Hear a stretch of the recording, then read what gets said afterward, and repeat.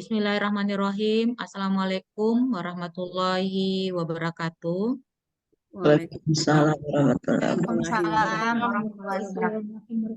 Selamat pagi, salam sejahtera bagi kita semua.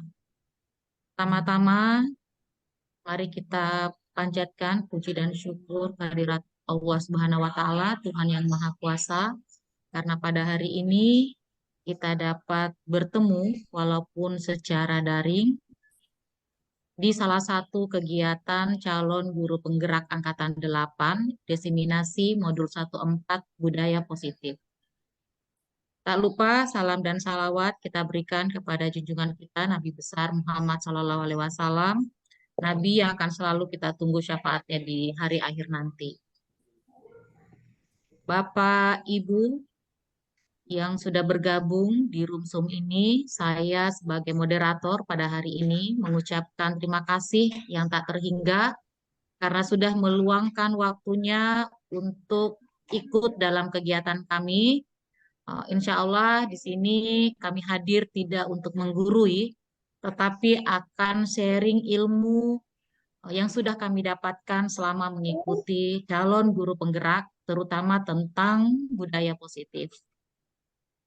Bapak Ibu sekalian, perkenalkan nama saya Emi Susanti, saya calon guru penggerak Angkatan 8.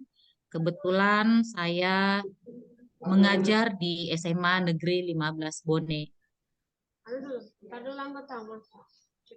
Pertama-tama izinkan saya memberikan pantun kepada Bapak Ibu semua.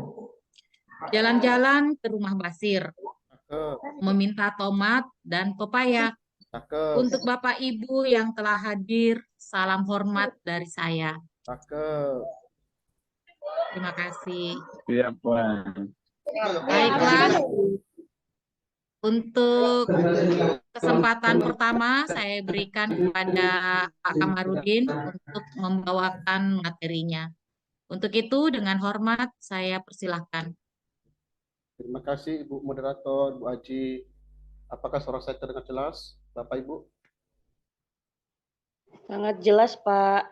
Oke, jadi kalau Ibu Moderator tadi dia memulai dengan pantun, saya juga mau memulai dengan pantun. Syik. Pergi ke sungai memancing ikan. Ikan kecil, ikan arwana. Salam sapa saya ucapkan. Assalamualaikum warahmatullahi Bapak, Ibu, guru semua. Waalaikumsalam warahmatullahi wabarakatuh.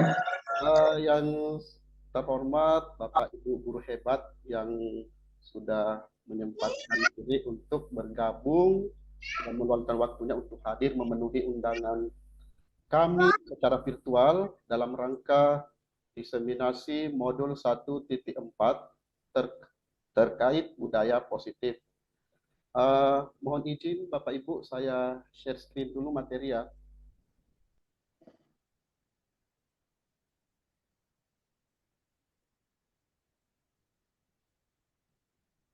Apakah sudah terlihat Bapak Ibu?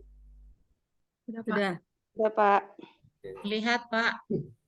Terlihat, Pak. Baik, Bapak Ibu, sebelum kita mulai, perkenalkan nama saya Kamarudin, asal sekolah SMA Negeri 1 Bone, CGP Angkatan 8 Kabupaten Bone. Saya berada di sini sebagai CGP, kan berarti yang seperti disampaikan tadi Ibu Moderator bahwa menggurui Bapak Ibu ya. Kebetulan kami mengikuti pendidikan, men-share sedikit ilmu apa yang kami peroleh selama pendidikan.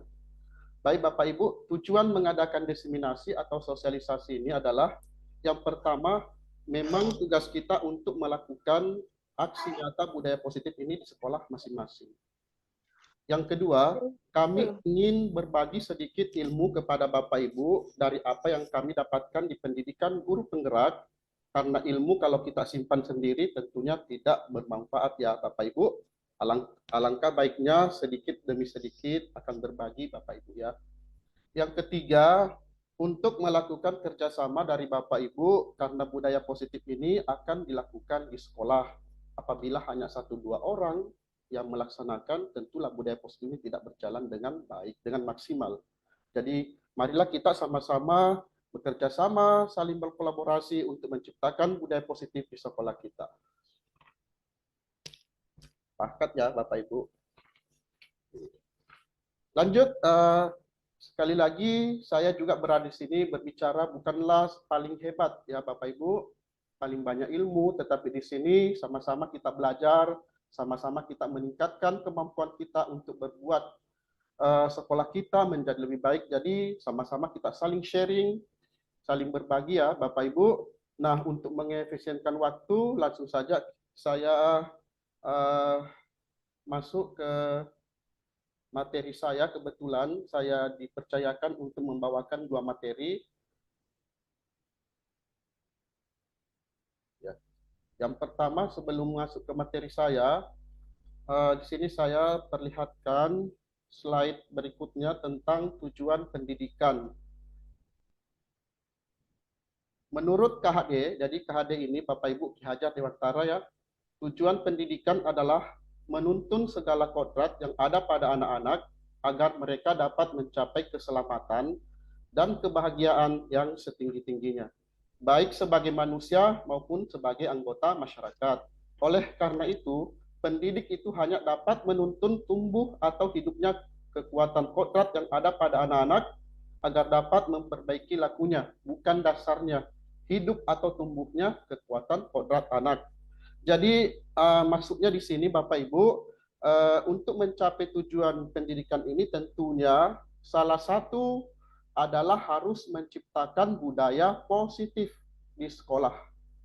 Di sini ada kata menuntun. Kira-kira menuntun menurut pandangan Bapak Ibu, apa sih itu arti menuntun? Mungkin bisa raise hand Bapak Ibu atau bisa ketikkan pendapatnya di kolom chat. Kalau menurut Bapak Ibu istilah menuntun itu apa ya?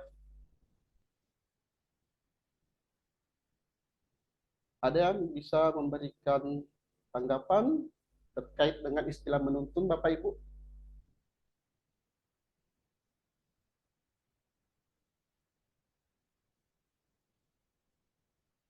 Tidak ada ya? Jadi di sini kata menuntun ini biasa di istilah apa diartikan mengarahkan, membimbing, mendidik. Jadi tugas kita sebagai guru itu hanya dapat menuntun tumbuh atau hidupnya kekuatan kodrat yang ada pada anak-anak. Hanya untuk memperbaiki lakunya, bukan dasarnya. Karena sesungguhnya anak-anak itu sudah ada dasarnya masing-masing sejak lahir. Ya, jadi mereka sudah memiliki dia sudah memiliki bakatnya masing-masing, sudah memiliki jalan hidupnya masing-masing, sudah memiliki cita-citanya masing-masing. Jadi tugas kita sebagai guru atau pendidik hanya menuntun, mengantarkan mereka untuk menjadi apa yang mereka inginkan sesuai dengan keinginan mereka.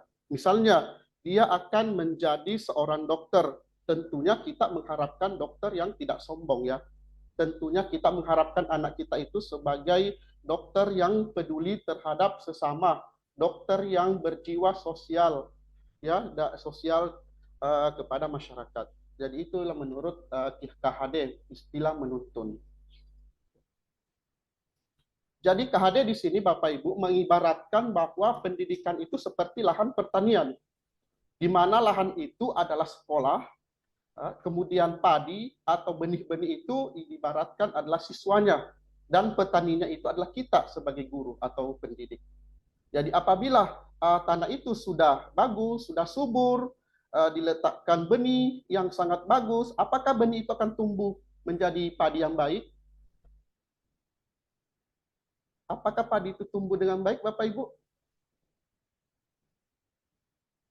Misalnya tanahnya sudah bagus, sudah subur, kemudian benihnya juga sudah bagus. Apakah benih itu akan tumbuh menjadi padi yang baik apabila tidak mendapat perlakuan dari petani itu? Apakah padi itu tumbuh dengan baik?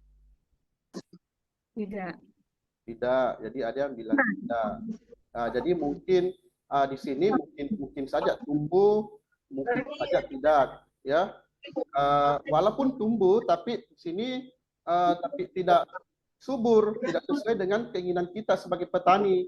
Jadi itulah tugas kita menuntun yaitu memberi pupuk misalnya ya, menggemburkan tanah misalnya agar padi yang tumbuh menjadi padi yang unggul. Jadi itulah makna menuntun tadi, menurut Ki Hajar Dewantara Bapak Ibu. Itulah tadi sebagai pengantar kita tujuan pendidikan menurut KHD, yaitu salah satunya kita menciptakan budaya positif. Sekarang kita masuk ke budaya positif. Apa masih terlihat jelas Bapak Ibu ini slide-nya?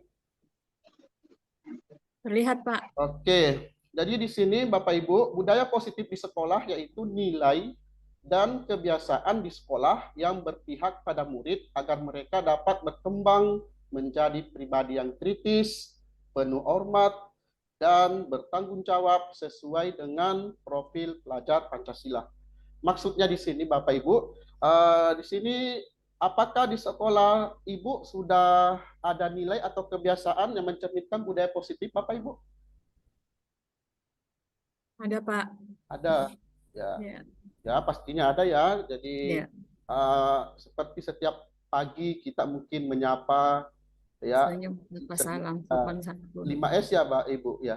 Atau 3S. Ya, mungkin apa ya, di sekolah kita selalu mengadakan perayaan hari-hari besar, misalnya berdoa sebelum dan setelah pembelajaran. Ya, itu semua adalah budaya positif yang ada di sekolah kita dan tujuannya untuk membentuk karakter murid sesuai dengan profil pelajar Pancasila. Oke. Lanjut slide berikutnya. Nah, di sini ada 7 konsep utama budaya positif. Nah, di sini kita sebagai guru penggerak belajar ini selama kurang lebih 2 minggu Bapak Ibu. Ya, selama kurang 2 minggu. Namun di sini kami hanya menyampaikan kepada Bapak Ibu mungkin kurang lebih 1,5 jam ke depan ya. Sehingga dari poin-poin ini nanti kami akan membacakan atau berbagi poin-poin besarnya saja. Untuk selebihnya kita akan saling berkolaborasi bersama-sama untuk menciptakan budaya positif ini. Oke Bapak Ibu, ya saya akan bacakan 7 konsep utama budaya positif. Yang pertama perubahan paradigma belajar, yang kedua disiplin positif, yang ketiga kebutuhan dasar manusia, yang keempat motivasi perilaku manusia, yang kelima restitusi sosial, yang keenam keyakinan kelas, dan yang ketujuh segitiga restitusi. Nah, kebetulan saya di sini sebagai pemateri beri amanah untuk membawakan 2 materi, yaitu perubahan paradigma belajar dan disiplin positif. Nah, dari 7 poin ini Bapak Ibu, semua materinya sangat bagus ya. Sangat baik buat saya, menurut saya sangat baik. Dan beberapa materi yang menyentil kita sebenarnya. Ya, seperti menegur kita. Oh, selama ini kita belum menjadi guru yang sempurna. Ya, selama ini belum menjadi guru sempurna rupanya. Ya, bukan saya bilangi Bapak Ibu ya, tapi saya bilangi diri sendiri. Karena ini juga baru kita dapatkan ilmunya, jadi baru beberapa yang bisa saya terapkan di sekolah. Jadi saya harap dengan adanya setelah ini Bapak Ibu menerapkan juga di sekolah masing-masing terutama. Ya dari kelas barulah kita menciptakan budaya sekolah dari kelas dulu ya Bapak Ibu ya, kecil-kecil dulu, kemudian kita ciptakan budaya tersebut di sekolahan. Lanjut, yang pertama perubahan paradigma belajar. Di sini ada 2 poin. Yang pertama, dalam membangun budaya positif, sekolah dapat menyediakan lingkungan yang positif, aman, dan nyaman. Agar murid mampu berpikir, bertindak, dan mencipta dengan merdeka, mandiri, dan bertanggung jawab. Jadi, inilah yang diharapkan perubahan pembelajaran yang ada di sekolah kita. Ya, sehingga anak-anak itu datang ke sekolah dengan merasa nyaman, ya, merasa aman, sehingga menciptakan sehingga mencipta dengan merdeka, mandiri, dan bertanggung jawab. Yang kedua, disiplin sangat berkaitan dengan kontrol guru terhadap murid. Di sini kita mengetahui anak kita itu disiplin sebenarnya untuk apa ya? Itu sebenarnya anak-anak itu melakukan disiplin karena ada kontrol dari guru ya terhadap siswa. Jadi bukan kemauan siswa itu sendiri, tapi ada kontrol dari guru. Jadi Bapak Ibu, di sini ada satu permainan, jadi saya lanjutkan. Ya, di sini ada satu permainan yang diberi nama Cobalah Buka. Ya, jadi permainan ini dilakukan berpasang-pasangan, ada yang bertindak sebagai A, di mana A ini adalah menggenggam, dan ada yang bertindak sebagai B, di mana B ini adalah berusaha membuka genggaman tersebut. Ya, Bapak Ibu bisa mungkin dilihat di slide-nya. Di sini ada Anda dan teman Anda akan melakukan kegiatan cobalah buka. Anda adalah A, tugas Anda adalah mengepalkan salah satu tangan Anda. Coba Anda bayangkan bahwa Anda menyimpan sesuatu yang sangat berharga dalam kepalan tangan Anda.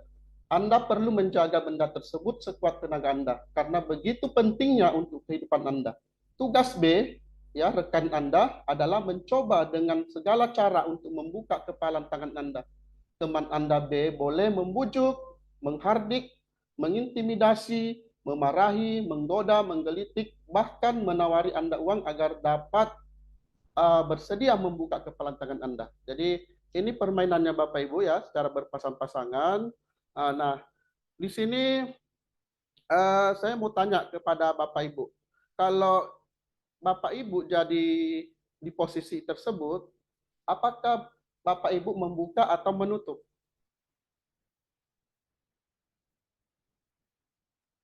Mungkin bisa ada. Iya, ada membuka, ada menutup ya. Jadi di sini ya betul ya, ada dua kemungkinan, anak itu bisa saja membuka atau menutup. Jadi apabila tetap dia menutup, berarti anak itu tetap teguh dengan pendiriannya. Ya, berarti kontrol itu datang dari dirinya sendiri. Sedangkan apabila anak itu yang membuka, ya, namun dia membiarkan dirinya dikontrol oleh orang lain atau dikontrol oleh gurunya sehingga dia membuka. Nah, itu yang selama kita lakukan sebagai guru, terkadang kita memaksa, ya, kita memaksa anak didik kita untuk mengikuti apa yang kita inginkan. Padahal itu si anak sebenarnya dia tidak mau, dia masih menggenggam, ya, masih tidak mau untuk membuka, ya. Jadi kita yang selalu memaksa bahwa kamu harus begini nak, ini. Walaupun anak itu dalam hatinya dia tidak mau, ya. Saya kira ya cukup untuk ini, untuk permainan. Lanjut ke ya di sini ada teori kontrol dari Dr. William Glasser, ya. Ada 4 teori kontrol. Yang pertama, ilusi guru mengontrol murid. Ya, sebenarnya maksudnya di sini adalah ilusi guru mengontrol murid adalah anak itu sebenarnya tidak mau, seperti yang saya sampaikan tadi. Tapi kita memaksa. Ya, misalnya kita instruksikan kepada anak-anak didik kita, misalnya anak-anak berdiri, duduk siap misalnya, ya.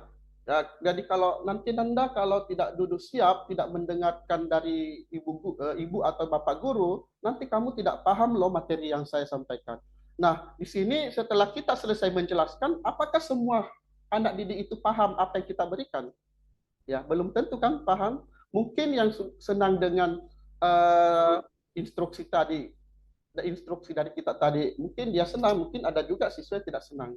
Jadi itu yang masuk dengan ilusi guru mengontrol murid. Yang kedua, ilusi bahwa semua penguatan positif efektif dan bermanfaat.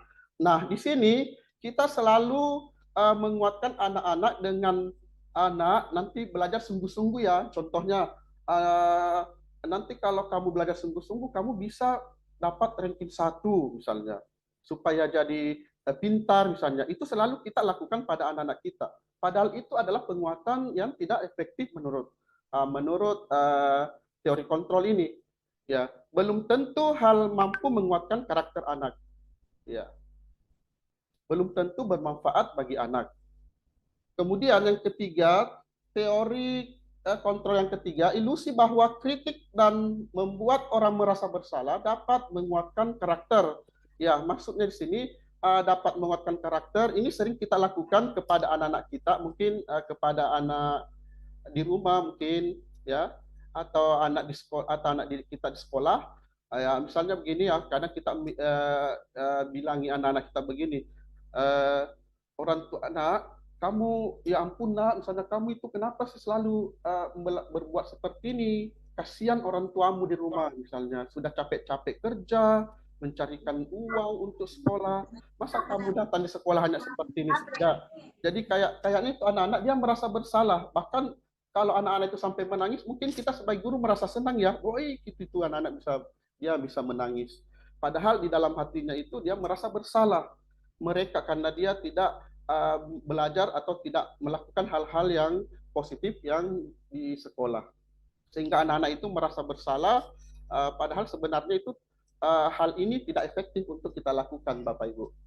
Kemudian teori kontrol yang keempat, ilusi bahwa orang dewasa memiliki hak untuk memaksa. Nah, di sini seringkali kita jumpai apabila misalnya misalnya ada kasus ya, dua anak berantem.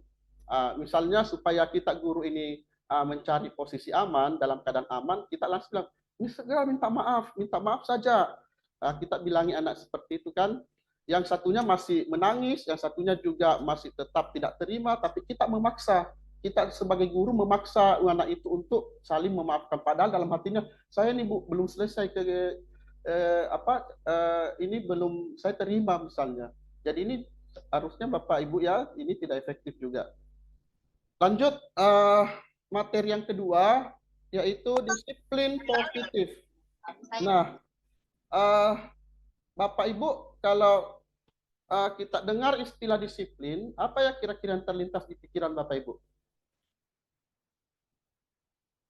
Ada yang bisa berkomentar?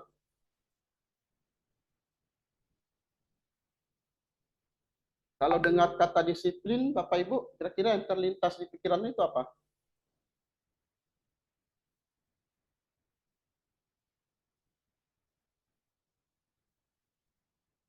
Jadi biasanya orang kalau dengar kata disiplin, misalnya ya peraturan, kayak tegas, tata tertib, ya betul ya Bapak Ibu ya.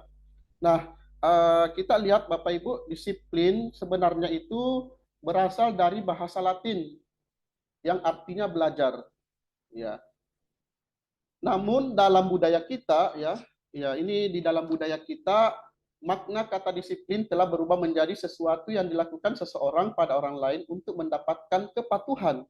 Ya, kecenderungan umum adalah menghubungkan kata disiplin dengan ketidaknyamanan. Ya, betul ya, Bapak Ibu ya. Benar tidak, Bu? Bapak Ibu, bahwa itu kalau kita dengar kata disiplin ya cenderung ke tidak nyaman ya. Betul ya? Betul, Pak. Betul. Nah, apabila ada kata-kata disiplin, pastinya kita merasa tidak nyaman. Ya, misalnya kita masuk di suatu tempat, misalnya di situ pakai masker. Nyaman enggak, Bu, kalau misalnya ada seperti itu? Ya, tidak nyaman ya, misalnya disuruh pakai masker baru bisa masuk di ruangan tersebut. Ya, jadi kalau ada kata-kata disiplin, pasti kita merasa tidak nyaman. Bahkan disiplin itu terkadang dikaitkan dengan hukuman. Ya, misalnya orang tua, ya kebanyakan orang tua itu senang memasukkan anak-anaknya di sekolah yang penuh dengan disiplin. Ya, berharap anaknya supaya patuh. Namun belum tentu seperti itu ya, Bapak Ibu. Banyak sekali contoh-contoh yang ada di luar sana. Jadi sebenarnya arti disiplin itu ini ya. Nah, ini. Disiplin adalah kemampuan memerintah diri sendiri dalam mengontrol dan menguasai diri untuk memilih tindakan yang mengacu pada nilai-nilai yang kita hargai ya. Di sini ada saya kasih warna merah, nilai-nilai yang kita hargai dengan penuh tanggung jawab tanpa terperintah orang lain. Ya, nah, di sini ada nilai-nilai yang kita hargai itu yang mana ya? Ya, nilai-nilai yang kita hargai itu ya adalah nilai-nilai kebajikan. Ya, ya guna kita pakai misalnya guna kita pakai masker itu sebenarnya untuk apa, Bapak Ibu? Biar apa? Biar aman ya. Ya, untuk keselamatan. Jadi itulah nilai kebajikannya. Pakai masker adalah bukan karena takut sama Pak Polisi, takut sama Satpol PP, jadi kita pakai masker itu ya untuk kesehatan. Cuci tangan, gunanya untuk apa? Untuk kesehatan.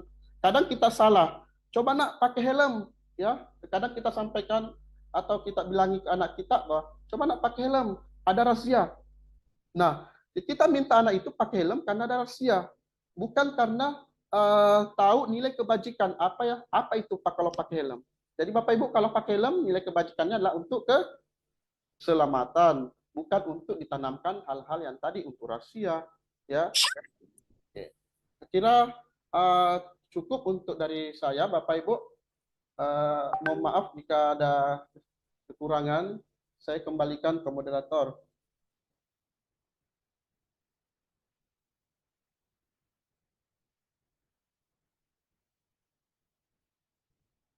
Silahkan Bu moderator.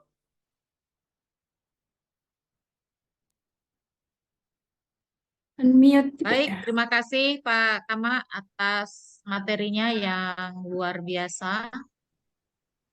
Dan bagi Bapak Ibu yang ingin mengajukan pertanyaan, bisa di kolom chat ya Bapak Ibu. Silakan Bapak Ibu menuliskan nama pemateri yang ingin diberikan pertanyaan. Selanjutnya, untuk kesempatan berikutnya saya berikan kepada Ibu Jumarni untuk membawakan materi. Izin stop. Saya persilahkan. Izin stop. Ya, silakan Pak Kama untuk stop screen. Baik, silakan Bu Jumarni untuk kesempatan berikutnya. Assalamualaikum warahmatullahi wabarakatuh. Waalaikumsalam warahmatullahi wabarakatuh. Selamat pagi Bapak Ibu Oke. sekalian. Perkenalkan, saya Jumarni dari SMA Negeri 9 Bone. Hari ini untuk berbagi sama Bapak Ibu. Ya, bukan untuk menggurui, tapi untuk berbagi dan sharing. Dan terima kasih juga teman-teman dari SMA 9 yang selalu mendukung saya ikut penggerak. Semoga ikut juga di angkatan 10 nantinya. Insya Allah. Amin, amin. Amin. Ya, saya akan melanjutkan. Semangat Bu Jum. Ya, terima kasih Bu Sad. Semangat angkatan 10. Ya, saya akan melanjutkan materi dari Pak Kama, yaitu tentang kebutuhan dasar manusia. Dulu saya. Apakah sudah terlihat, Pak? Sudah. Sudah, sudah Bu. Sudah ya, Bu? Udah Bu. Ya, ya. Materi tadi itu nyambung dari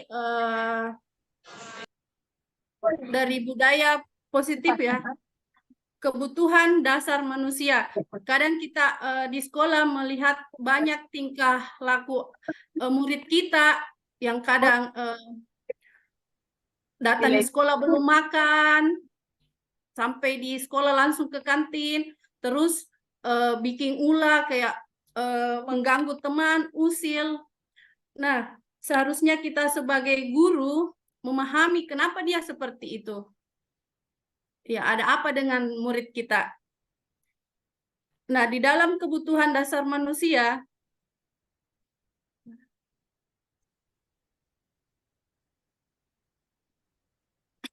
ya kebutuhan dasar manusia dalam menciptakan budaya positif berupa disiplin positif perlu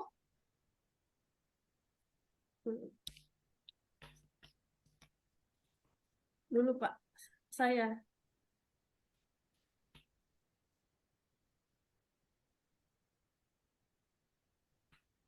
dulu Pak, mohon maaf.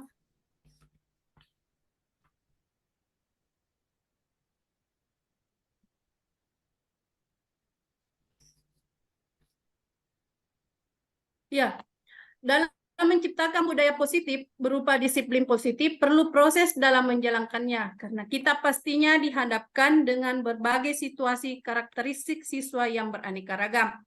Jika ada siswa melakukan sesuatu hal yang tidak sesuai dengan keyakinan kelas atau sekolah, sebagai guru kita harus mencari penyebab siswa melakukan pelanggaran, agar kita mengetahui kebutuhan mana yang sedang berusaha dipenuhi oleh siswa tersebut.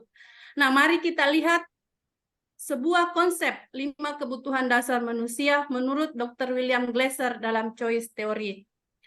Menurut Dr. William Glasser menyatakan bahwa seluruh tindakan manusia memiliki tujuan tertentu. Semua yang dilakukan adalah usaha terbaik untuk mendapatkan apa yang diinginkan. Ketika mendapatkan apa yang diinginkan, sebetulnya saat itu sedang memenuhi satu atau lebih dari satu kebutuhan dasar. Ketika seorang murid melakukan suatu perbuatan yang bertentangan dengan nilai-nilai kebajikan atau melanggar peraturan. Hal itu sebenarnya dikarenakan mereka gagal memenuhi kebutuhan dasar mereka. Nah, untuk lebih jelasnya, mari kita lihat satu persatu kelima kebutuhan dasar manusia. Yang pertama,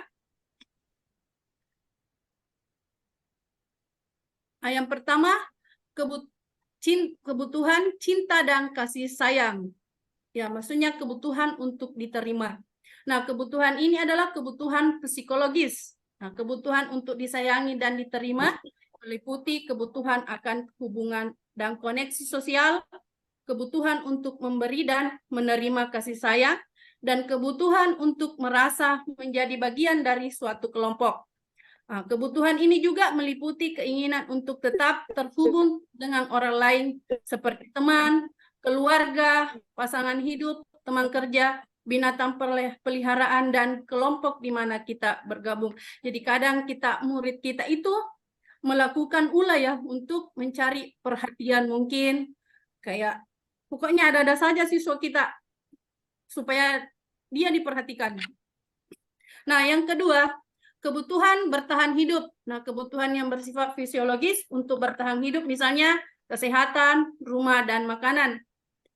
Dan hubungannya dengan murid, ya kadang kalau saya ya di sekolah saya, terutama jam pertama, ini selalu kejadian. Kadang siswa kita sudah masuk jam pertama, ada beberapa siswa yang belum masuk. Dia sudah datang tapi belum masuk di kelas. Ternyata dia ke kantin dulu. Ya, dia ke kantin dulu untuk sarapan. Supaya alasannya katanya enggak sarapan di rumah.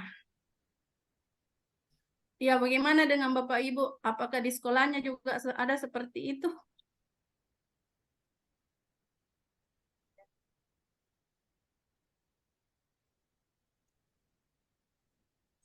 Ya, saya lanjut yang ketiga. Ya, kebutuhan penguasaan atau kebutuhan pengakuan atas kemampuan. Nah, kebutuhan ini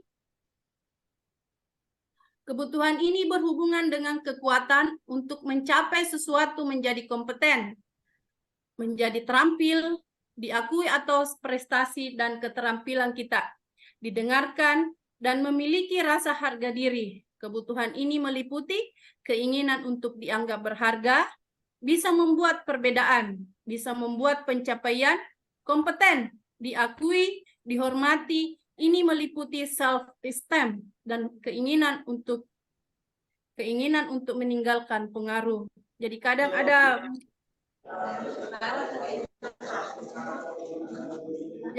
ada murid kita ya yang selalu mau tampil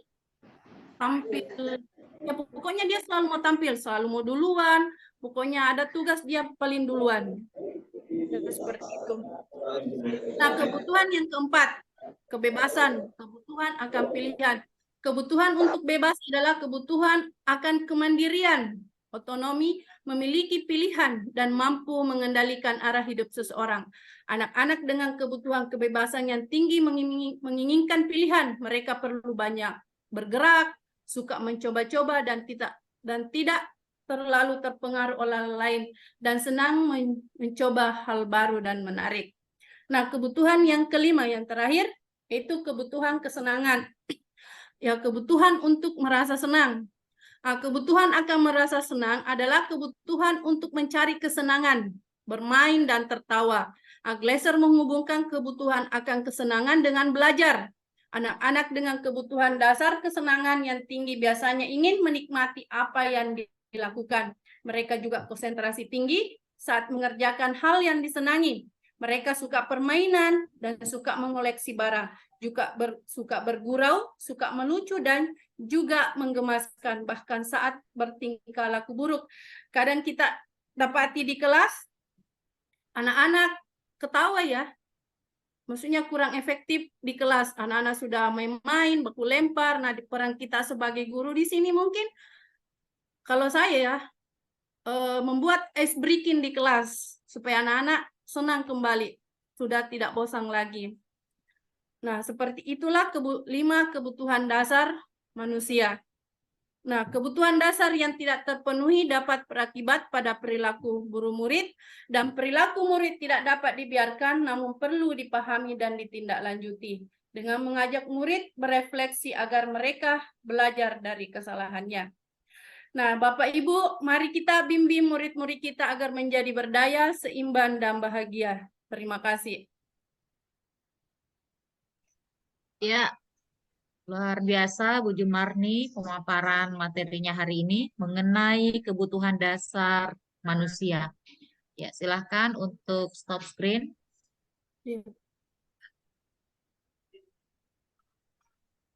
Sudah berhenti, Bu? Belum Bu Jumarni? Sudah? Belum. Silahkan ditutup.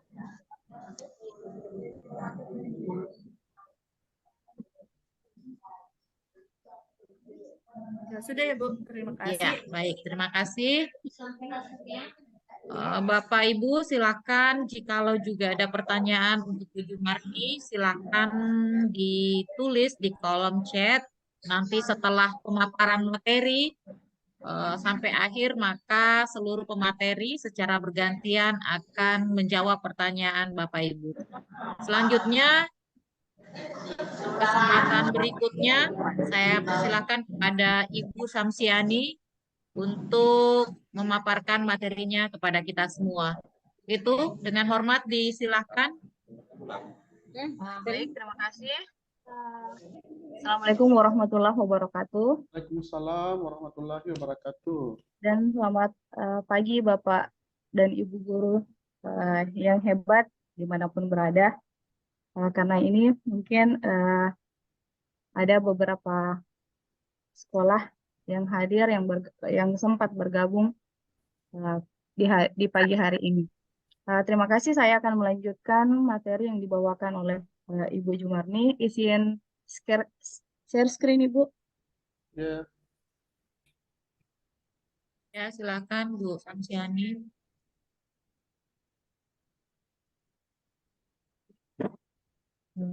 Baik, sebelumnya saya atas nama Samsiani, CGP Angkatan 8, berasal dari SMA Negeri 14 Bone. Di sini saya akan melanjutkan materi tentang motivasi perilaku manusia. Bagaimana menurut Anda, pernahkah Anda melakukan sesuatu untuk mendapat senyuman dari orang lain? Apakah untuk mendapatkan hadiah atau untuk mendapatkan uang? Nah, kemudian apalagi kira-kira alasan orang melakukan sesuatu? Nah, untuk mengetahui lebih jauh lagi mengenai motivasi manusia, mari kita bahas secara bersama. Nah, selanjutnya, di sini dalam buku Dian Gosen, Reconstruction School Discipline menyatakan ada 3 alasan motivasi perilaku manusia. Nah, yang pertama yaitu untuk menghindari ketidaknyamanan atau hukuman. Nah, yang pertama ini adalah tingkat terendah dari motivasi perilaku manusia. Biasanya orang yang memotivasi perilakunya untuk menghindari hukuman atau ketidaknyamanan. Ini menurut buku Dian. Akan bertanya apakah akan terjadi apabila saya tidak melakukannya. Nah, sebenarnya mereka sedang menghindari permasalahan yang mungkin muncul dan berpengaruh pada mereka secara fisik, psikologis, maupun tidak terpenuhinya kebutuhan mereka bila mereka tidak melakukan tindakan tersebut. Kemudian yang kedua, yaitu untuk mendapatkan imbalan atau penghargaan dari orang lain. Nah, di sini motivasi yang ini, orang berperilaku untuk mendapatkan imbalan atau penghargaan dari orang lain. Dengan motivasi ini, akan bertanya, apakah akan saya dapatkan apabila saya melakukannya. Nah, hal itu yang sering ditanyakan seseorang apabila hanya melakukan sesuatu ketika ingin mendapatkan penghargaan atau pengakuan, atau boleh saja dengan hadiah. Nah, kemudian yang ketiga, untuk menjadi orang yang mereka inginkan dan menghargai diri sendiri dengan nilai-nilai yang mereka percaya. Orang dengan motivasi ini akan bertanya, akan menjadi orang seperti apa bila saya melakukannya. Nah, ketiganya ini, motivasi, 3 alasan munculnya motivasi, terkadang ada di siswa kita. Nah, biasanya kan anak-anak akan melakukan hal-hal jika dia dijanji dengan hadiah, ataukah dia ingin memperoleh pengakuan dari temannya ataukah gurunya. Nah, sebenarnya yang ingin kita munculkan di sini yaitu untuk menjadi orang yang mereka inginkan dan menghargai diri sendiri dengan nilai-nilai yang mereka percaya. Nah, nilai-nilai ini adalah bisa membuat orang memiliki disiplin positif karena motivasi perilakunya bersifat internal, bukan eksternal, atau bukan pengaruh dari luar. Nah, kemudian di sini ada beberapa teori motivasi. Nah, motivasi merupakan faktor yang menentukan seseorang dalam memilih kegiatan yang dilakukan. Nah, inilah yang tadi masuk alasan seseorang untuk melakukan sebuah tindakan. Nah, yang di sini ada teori motivasi dikelompokkan menjadi 2 aspek, yaitu teori kepuasan dan teori motivasi proses. Nah, yang pertama, teori kepuasan. Teori ini mendasarkan pendekatannya atas faktor-faktor kebutuhan dan kepuasan individu yang menyebabkan bertindak dan berperilaku dengan cara tertentu. Nah, ini teori ini dipelopori oleh F.W. Taylor, Abraham, David Exelan, Frederick, dan Clayton. Kemudian ada juga Douglas. Nah, di sini teori kepuasan dari F.W. Taylor dengan teori motivasi konvensional, yaitu memfokuskan teorinya pada anggapan bahwa keinginan atau untuk pemenuhan kebutuhan yang menyebabkan orang mau bekerja keras. Nah, teori ini dapat disebutkan bahwa seseorang akan mau berbuat jika didorong oleh ada atau tidak adanya imbalan yang akan diperoleh yang bersangkutan. Nah, imbalan yang dimaksudkan di sini adalah keinginan untuk memenuhi kebutuhan. Nah, kemudian dari Abraham, bahwa manusia sepanjang hidupnya selalu mempunyai berbagai kebutuhan. Nah, kemudian dari David, dengan teori motivasi prestasi, yaitu sesuai dengan kekuatan kebutuhan akan prestasi. Nah, dari ketiga pencetus teori kepuasan ini, nah di sini ada juga tadi beberapa ilmuwan yang mengenai teori motivasi proses. Nah, yang pertama teori harapan. Teori ini menyatakan bahwa kekuatan yang memotivasi seseorang bekerja giat dalam melaksanakan pekerjaannya bergantung pada hubungan timbal balik antara apa yang diinginkan dengan kebutuhan dari hasil pekerjaan tersebut. Nah, kemudian teori keadilan. Nah, teori ini menekankan bahwa ego manusia selalu mendambakan keadilan dalam pemberian hadiah maupun hukuman terhadap setiap perilaku yang relatif sama. Biasanya ini juga motivasi semangat kerja seseorang. Nah, kemudian yang ketiga, teori pengukuhan. Nah, teori pengukuhan berdasarkan atas hubungan sebab dan akibat perilaku dengan pemberian kompensasi. Misalnya, promosi bergantung pada prestasi yang selalu dapat dipertahankan. Nah, kemudian selanjutnya, nah dari teori motivasi proses di atas dapat disimpulkan bahwa Proses motivasi adalah teori yang menjelaskan terkait dengan bagaimana motivasi itu terjadi, di mana dimulai dari apa yang menjadi harapan seseorang yang akan didapatkan setelah melakukan suatu pekerjaan, kemudian memerlukan perlakuan adil, lalu yang terakhir mendapatkan pengukuhan terhadap apa yang telah dikerjakan. Nah, dari sini ada faktor-faktor yang mempengaruhi motivasi. Sebenarnya ada terbagi atas faktor intern dan faktor ekstern. Di mana faktor intern ini misalnya persepsi individu yang mengenal diri sendiri, kemudian harga diri, kemudian harapan-harapan. Nah, untuk faktor ekstern biasanya apakah dia dari pengaruh lingkungan atau kompensasi yang memadai, kemudian pengajaran. Nah, sekian materi motivasi tentang perilaku manusia.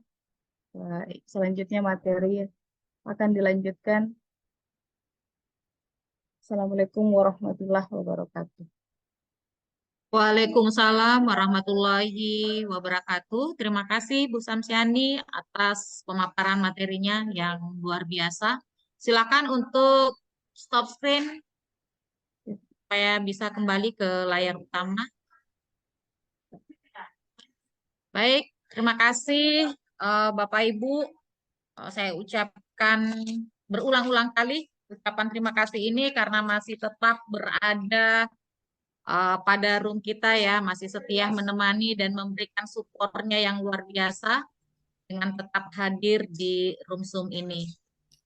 Dan untuk materi selanjutnya saya akan membawakan sendiri. Dan dimohon juga jikalau ada pertanyaan saya ulang kembali lagi agar menuliskan di kolom chat kalau ada pertanyaan kepada Ibu Samsiani. Dan baiklah Bapak Ibu, sekarang adalah tugas saya untuk memberikan materi selanjutnya.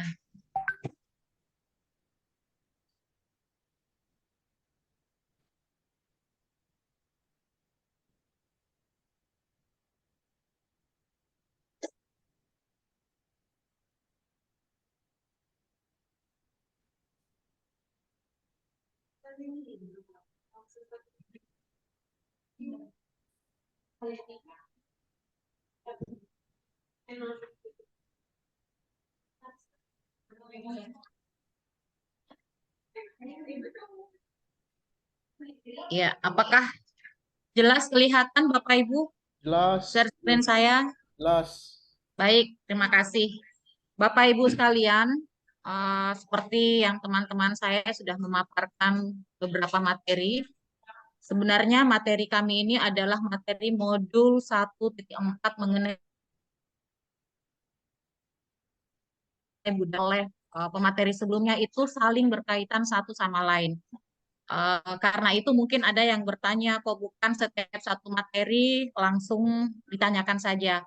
Karena sebenarnya materi ini berkesinambungan, karena itu kami para pemateri sepakat untuk memberikan kesempatan pertanyaan kepada Bapak Ibu berada di kolom chat sehingga pada akhir pemateri nanti kami akan menjawab satu persatu pertanyaan yang Bapak Ibu berikan.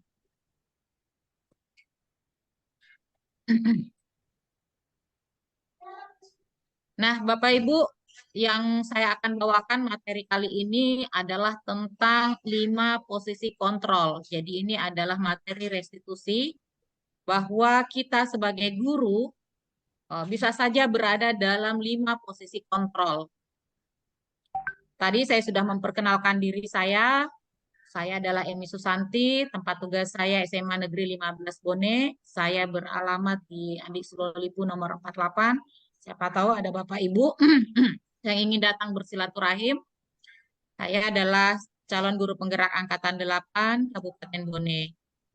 Karena saya menyukai pantun, supaya suasana bisa refresh kembali, saya ingin memberikan pantun Bapak Ibu. Siang hari makan ikan asin. Cakep, Ikan asin rasanya asin. cakep. Cakep. Salam sapa dan bahagia saya ucapkan untuk Bapak Ibu sekalian. Cakep. Semoga Bapak Ibu yang mengikuti Rumsum ini selalu diberkahi kebahagiaan. Karena pada hari ini saya yakin Bapak Ibu punya kesibukan yang lain, tapi masih menyempatkan waktu untuk memberikan supportnya kepada kami semua. Keren. Tujuan pembelajaran khusus pada hari ini adalah dapat menyampaikan pembelajaran dari penerapan konsep inti dari modul budaya positif serta pemahaman mereka mengenai konsep-konsep inti dalam modul budaya positif. Nah, Bapak Ibu, perubahan paradigma. Tadi Pak Kamarudin sudah memberikan contoh mengenai ini, permainan bukalah tangan. Tadi ada yang saya baca betul di kolom chat, ada yang mengatakan bahwa kepalan tangan ini saya tidak ingin membuka. Saya tahu alasannya karena di dalam genggaman tangannya seperti yang diajukan oleh Pak Kamarudin tadi, bahwa ada benda yang sangat berharga yang tidak ingin dibiarkan orang lain untuk mengambilnya, walaupun orang lain itu menghardik, memberikan penekanan, mungkin mengancam dan lain sebagainya, tetapi itu tidak dilakukan oleh yang bersangkutan karena merasa di dalam tangannya ada sesuatu yang berharga. Nah, Bapak Ibu, ketika kasus ini terjadi, ada yang mengatakan saya tidak ingin membuka kepalan, ada juga yang lain mengatakan saya ingin membuka kepalan. Itu menunjukkan bahwa sebenarnya yang bisa melakukan kontrol terhadap diri kita adalah diri kita sendiri, bukan orang lain. Sekalipun orang lain memberikan ancaman kepada kita, orang lain tidak bisa melakukan apa-apa sebenarnya terhadap diri kita. Jikalau kita merasa terancam atau membiarkan orang lain mengintimidasi kita, itu karena kita membuka diri terhadap tekanan yang diberikan orang lain. Jadi sebenarnya kontrol itu ada pada diri kita. Nah, itulah yang terjadi selama ini, Bapak Ibu. Mungkin selama ini kita sebagai guru beranggapan ketika kita memarahi siswa kita, menghardik siswa kita menganggap ketika siswa itu sudah tunduk mendengarkan amarah kita, memberikan penekanan kita sudah merasa bahwa siswa itu sudah mendengarkan saya. Padahal ada sesuatu yang sebenarnya kita tidak sadari, bahwa ketika itu terjadi, sebenarnya siswa itu membiarkan dirinya dikontrol oleh kita sebagai guru. Padahal sebenarnya bisa jadi pada saat itu siswa di dalam dirinya ada perasaan marah dan sebagainya. Bisa saja pada saat itu, baiklah Ibu, Bapak, saya hari ini mendengarkan amarah Bapak Ibu, tapi besok-besok saya tidak mau lagi diperlakukan seperti ini. Itu bisa saja terjadi. Artinya apa Bapak Ibu? Kontrol itu sebenarnya ada pada diri seseorang. Begitupun dengan siswa kita. Selanjutnya, perubahan paradigma teori kontrol ini tadi juga sudah dipaparkan oleh Pak Kamarudin, bahwa sebuah ilusi jika guru mampu mengontrol murid. Ilusi bahwa kritik dan membuat orang merasa bersalah dapat menguatkan karakter.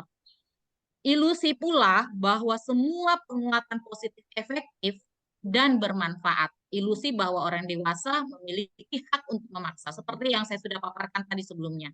Bahwa selama ini guru merasa bisa menekan siswa, bisa memaksa siswa.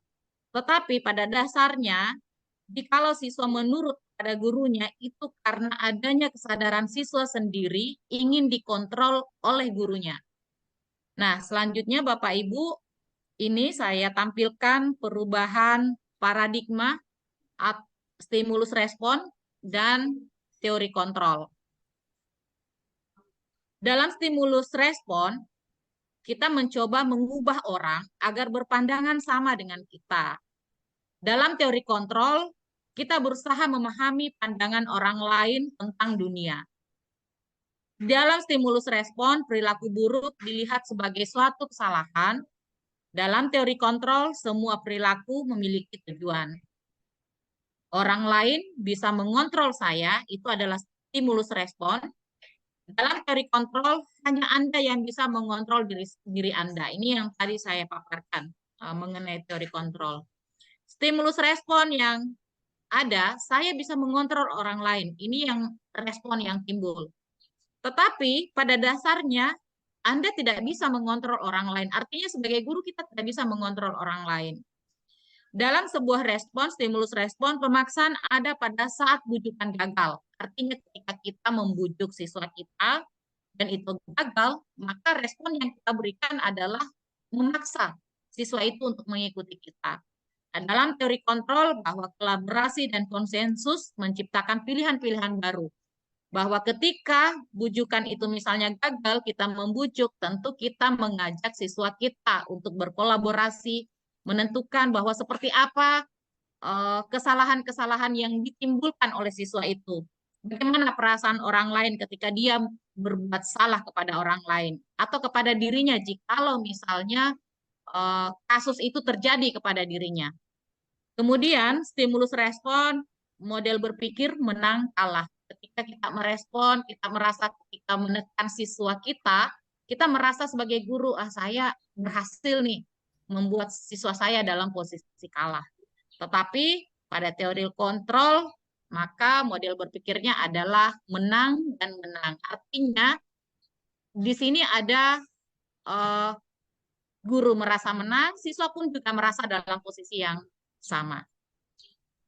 Nah, Bapak Ibu, ini seperti yang teman-teman, sebenarnya ini tadi sudah dipaparkan oleh teman sebelumnya mengenai teori Diane Gosson, bahwa ada 5 posisi kontrol. Nah, dalam bukunya Restruction School Discipline tahun 1969 mengemukakan bahwa guru perlu meninjau kembali penerapan disiplin dalam ruang-ruang kelas mereka selama ini. Apakah telah efektif, apakah berpusat, memerdekakan, apakah memandirikan murid, bagaimana dan mengapa. Melalui serangkaian riset dan berdasarkan pada teori kontrol, dikatakan bahwa ada 5 posisi kontrol yang diterapkan seorang guru, orang tua, ataupun atasan dalam melakukan kontrol. Jadi teori kontrol ini Bapak Ibu bukan saja untuk kita, tapi juga bermanfaat di dalam manajemen sekolah. Ketika seorang sudah menjadi leader atau seorang kepala sekolah, ini juga sangat bermanfaat sekali. Nah, 5 posisi kontrol menurut ahli tadi, ada yang namanya penghukum, pembuat rasa bersalah, ada dalam posisi teman, ada dalam posisi pemantau, ada yang sebagai manajer. Nah, Bapak Ibu, saya tahu karena saya yakin Bapak Ibu di sini adalah semua guru-guru hebat. Mari kita lihat apakah kita pernah melalui posisi kontrol ini ketika kita menghadapi siswa kita. Nah, ini Bapak Ibu. Yang pertama adalah penghukum. Penghukum bisa menggunakan hukuman fisik maupun verbal. Nah, ini saya yakin mungkin tidak keseluruhan ya. Saya yakin, apalagi kalau yang guru-guru senior nih, mungkin pernah berada dalam posisi menjalankan posisi penghukum, senantiasa mengatakan bahwa sekolah memerlukan sistem atau alat yang dapat lebih menekan murid-murid lebih dalam lagi. Guru-guru yang menerapkan posisi penghukum biasanya Bapak Ibu akan berkata seperti ini. Patuhi aturan saya atau awas. Nah, ini yang biasanya, kata-kata ini biasanya sering terlontar untuk kategori penghukum. Kamu selalu saja salah. Selalu. Pasti, selalu yang terakhir selesai. Artinya ketika kita berada dalam posisi penghukum, guru selalu percaya bahwa ada satu cara agar pembelajaran bisa berhasil, yaitu caranya dia. Nah, ketika ini, pada posisi penghukum, kita akan selalu merasa bahwa guru selalu benar. Nah, penghukum ini biasanya menggunakan dari ekspresinya, nada suara tinggi, bahasa tubuh, kadang mata melotot, dan jari menunjuk-nunjuk menghardik. Ya, seperti tipe seorang yang pemarah ya. Mengucapkan kalimat terlambat lagi, pasti terlambat lagi, selalu datang terlambat. Kapan bisa datang tepat waktu? Nah, ini beberapa contoh kalimat biasanya digunakan oleh guru yang dalam kontrol penghukum. Tanyakan kepada diri Anda jika ada dalam posisi ini. bagaimana perasaan murid bila guru berbicara seperti itu pada saat muridnya datang terlambat. Nah, ini Bapak Ibu, ilmu yang kami terima ini kami sharingkan kepada Bapak Ibu. Saya pun Bapak Ibu bukan guru yang sempurna. Saya yakin dalam perjalanan diri saya sebagai guru, saya pernah berada dalam posisi ini. Tapi ketika saya menerima ilmunya, saya menyadari, oh bahwa ada yang salah dalam diri saya selama ini. Karena mungkin ketika itu terjadi, teori kontrolnya mengatakan, oh saya berada dalam posisi guru yang selalu menghukum siswa, selalu menyatakan bahwa diri saya benar. Nah, Bapak Ibu, ketika ada dalam posisi ini, hasil yang kita peroleh kemungkinan murid marah dan mendendam atau bersifat agresif. Bisa jadi sesudah kembali duduk, murid tersebut akan mencoret-coret buku atau meja tulisnya. Lebih buruk lagi, sepulang sekolah, murid melihat motor atau mobil Bapak Ibu guru akan menggores kendaraan tersebut dengan paku. Ini mungkin ekspresi perlawanan yang mungkin tidak bisa dia keluarkan dengan kata-kata. Tetapi mungkin dia akan mengekspresikannya kepada hal lain, seperti mencoret bukunya, dan mungkin yang lebih parah lagi, ya biasanya mungkin mengempeskan ban motor gurunya dan sebagainya. Biasanya kita sering mendengarkan hal seperti itu. Kita tidak pernah menyadari bahwa ketika murid melakukan itu, kita menghakimi bahwa, wah murid ini memang kurang ajar nih, dasar anak itu nakal. Kok sampai tidak menghormati gurunya karena melakukan hal itu. Dan itu biasanya timbul dalam pikiran kita ya Bapak Ibu. Nah, ini dalam teorinya ini termasuk sebagai penghukum. Selanjutnya, teori yang berikutnya adalah, teori kontrol berikutnya adalah pembuat rasa bersalah. Nah, Bapak Ibu mungkin pula pernah di satu hari kita berada dalam posisi ini. Pada posisi ini biasanya guru akan bersuara lebih lembut. Pembuat rasa bersalah akan menggunakan keheningan yang membuat orang lain merasa tidak nyaman, bersalah, atau rendah diri. Kata-kata yang keluar dengan lembut akan seperti ini, Bapak Ibu. Ibu sangat kecewa sekali dengan kamu. Berapa kali Bapak harus memberitahu kamu? Bagaimana coba kalau orang tua kamu tahu kamu berbuat begini? Dan kalimat-kalimat seperti ini ya Bapak Ibu sering kali kita lontarkan kepada anak didik kita. Nah, di posisi ini murid akan memiliki penilaian diri yang buruk tentang diri mereka. Murid merasa tidak berharga dan telah mengecewakan orang-orang disayanginya. Pembuat merasa bersalah ini biasanya dari ekspresinya Bapak Ibu menggunakan nada suara memelas, halus, atau sedih. Bahasa tubuhnya merapat pada anak, lesu karena ekspresi dari rasa kecewanya. Dan melontarkan kalimat, "Adi, kamu ini bagaimana? Kamu sudah berjanji dengan ibu tidak akan terlambat lagi. Kamu kenapa ya? Senang sekali mengecewakan ibu. Ibu benar-benar kecewa sekali." Nah, Bapak Ibu, biasanya kalimat seperti ini sering dilontarkan dan itu adalah posisi kontrol pembuat rasa bersalah. Bagaimana perasaan murid bila ditegur seperti ini, Bapak Ibu? Hasilnya, murid akan merasa bersalah. Bersalah telah mengecewakan Bapak Ibu gurunya. Murid akan merasa menjadi orang yang gagal dan tidak sanggup membahagiakan orang lain. Kadangkala, sikap seperti ini lebih berbahaya dari sikap penghukum.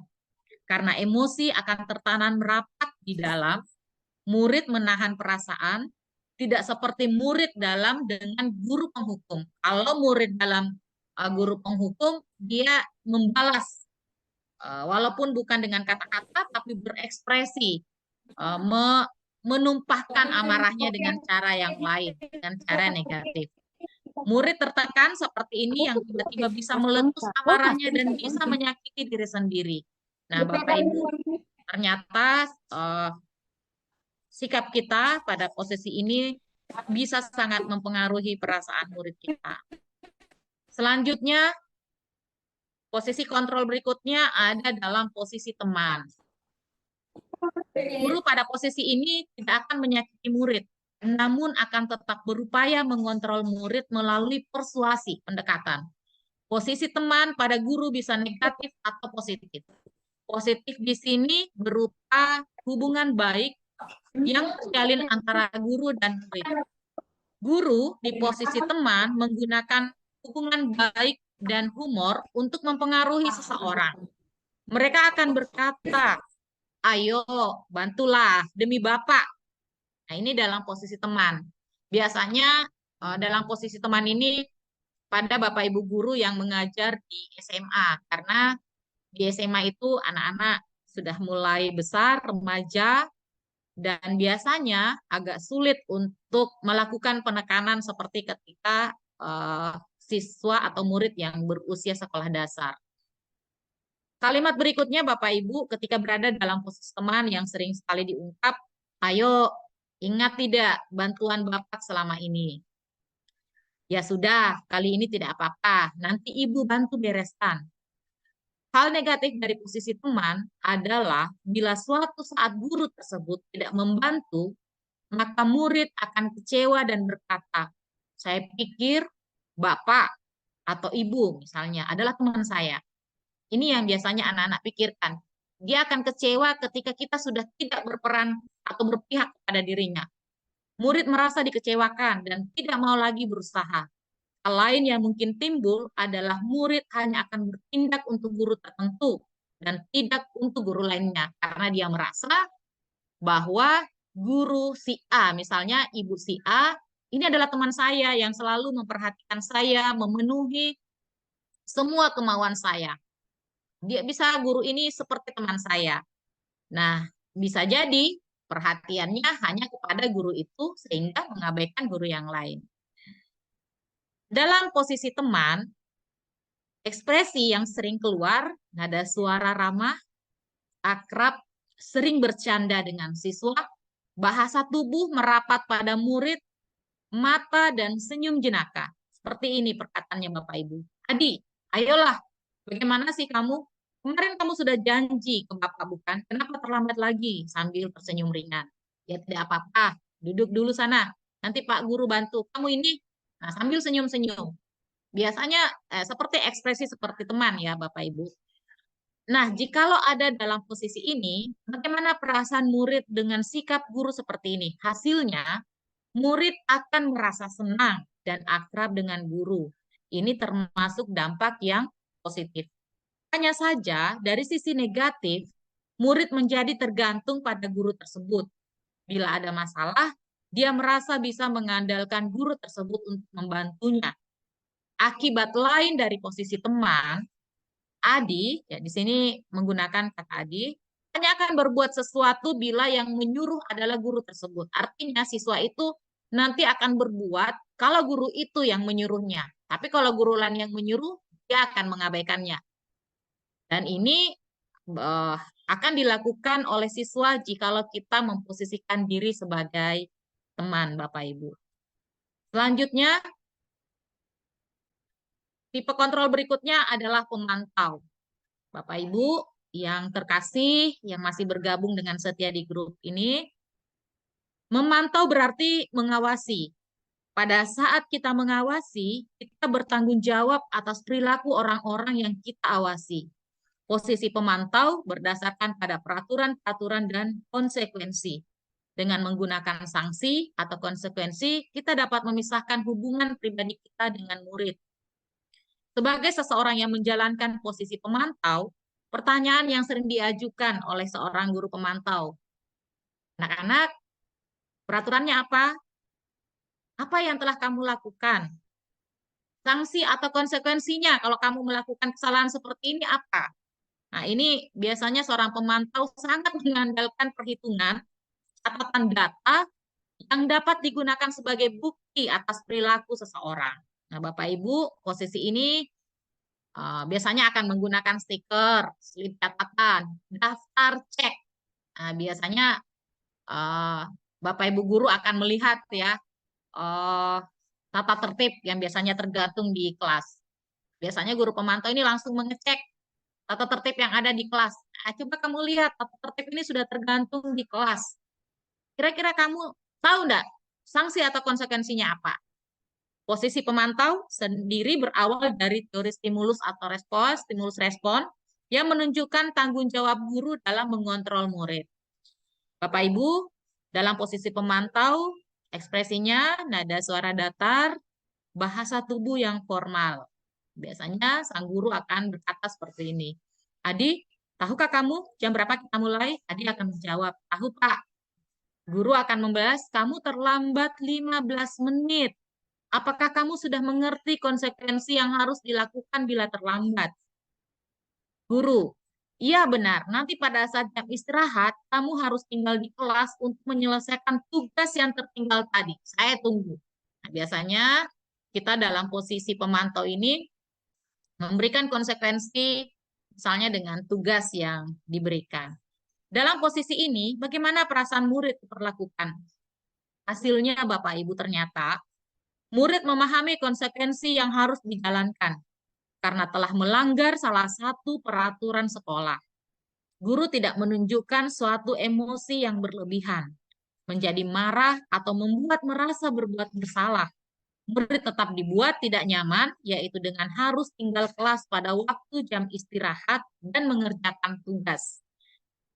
Kemudian, guru tetap harus memantau murid pada saat mengerjakan tugas di jam istirahat karena murid tidak bisa ditinggal seorang diri. Ini jikalau kita berada dalam posisi pemantau. Nah, selanjutnya Bapak Ibu, dalam pelatihan kami, di kelas kami, ada posisi manajer yang kami peroleh ilmunya selama di kelas ini. Dan ini juga berdasarkan dari teori ahli tadi. Manajer, posisi manajer adalah posisi di mana guru berbuat sesuatu bersama dengan murid. Mempersilahkan murid, mempertanggungjawabkan perilakunya, mendukung murid agar dapat menemukan solusi atas permasalahannya sendiri, Bapak Ibu.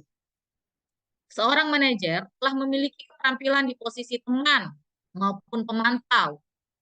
Dan dengan demikian bisa jadi di waktu-waktu tertentu kembali kepada kedua posisi tersebut bila diperlukan. Nah, ini artinya Bapak Ibu mungkin di kasus-kasus tertentu kita akan berada dalam posisi yang tadi saya sudah jelaskan. Namun bila kita menginginkan murid-murid kita menjadi manusia yang merdeka, ini sudah menjadi amanah dari kurikulum Merdeka. Jikalau kita menginginkan murid-murid kita menjadi manusia yang merdeka, mandiri, dan bertanggung jawab, maka kita perlu mengacu pada restitusi yang dapat menjadikan murid kita sebagai manajer bagi dirinya sendiri. Nah, kata restitusi ini nanti akan dijelaskan oleh pemateri berikutnya, Bapak Ibu, untuk melengkapi materi yang kami jabarkan pada hari ini.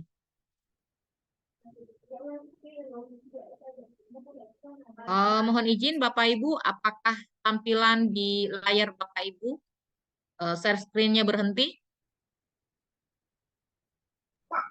Iya, Bu. Belum, Bu. berhenti. Belum. Masih kelihatan ya? Masih. Oh iya, karena di layar saya ini kembali ya. Baik Bapak Ibu, saya lanjutkan.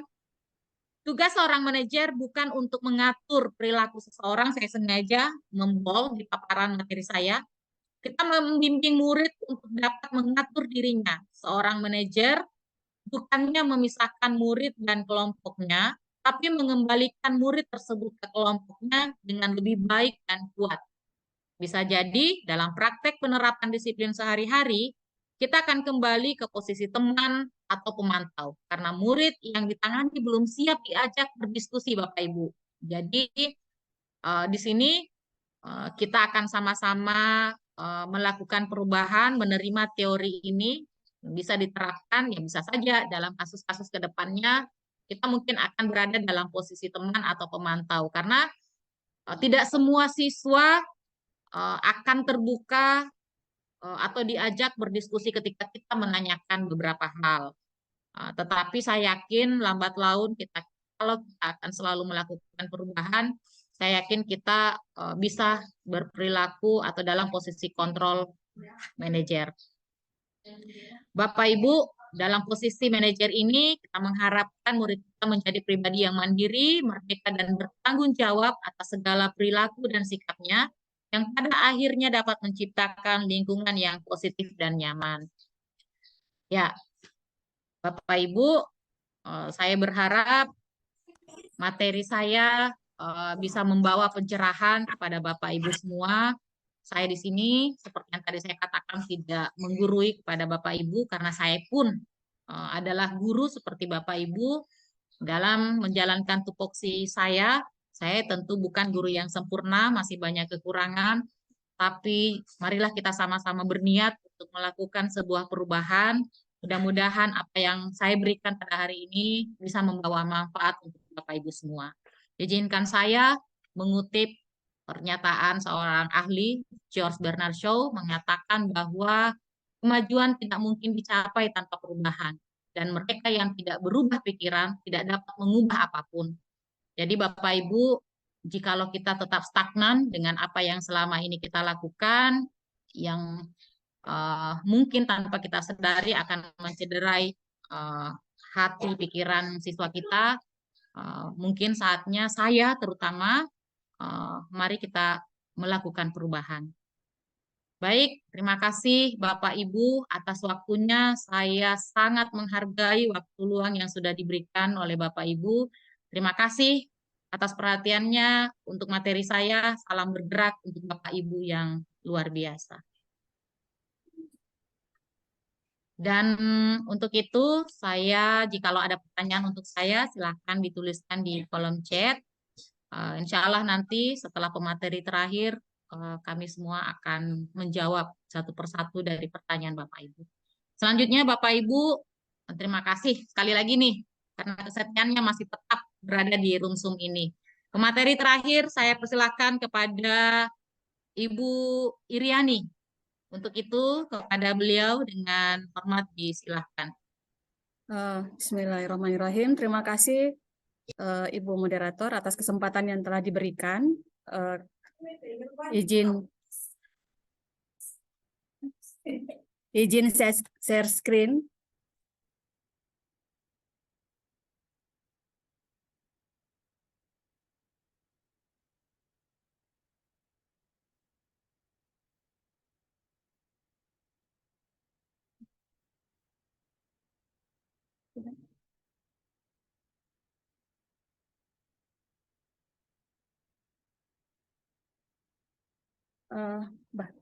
Baik, Bapak Ibu, salam dan bahagia.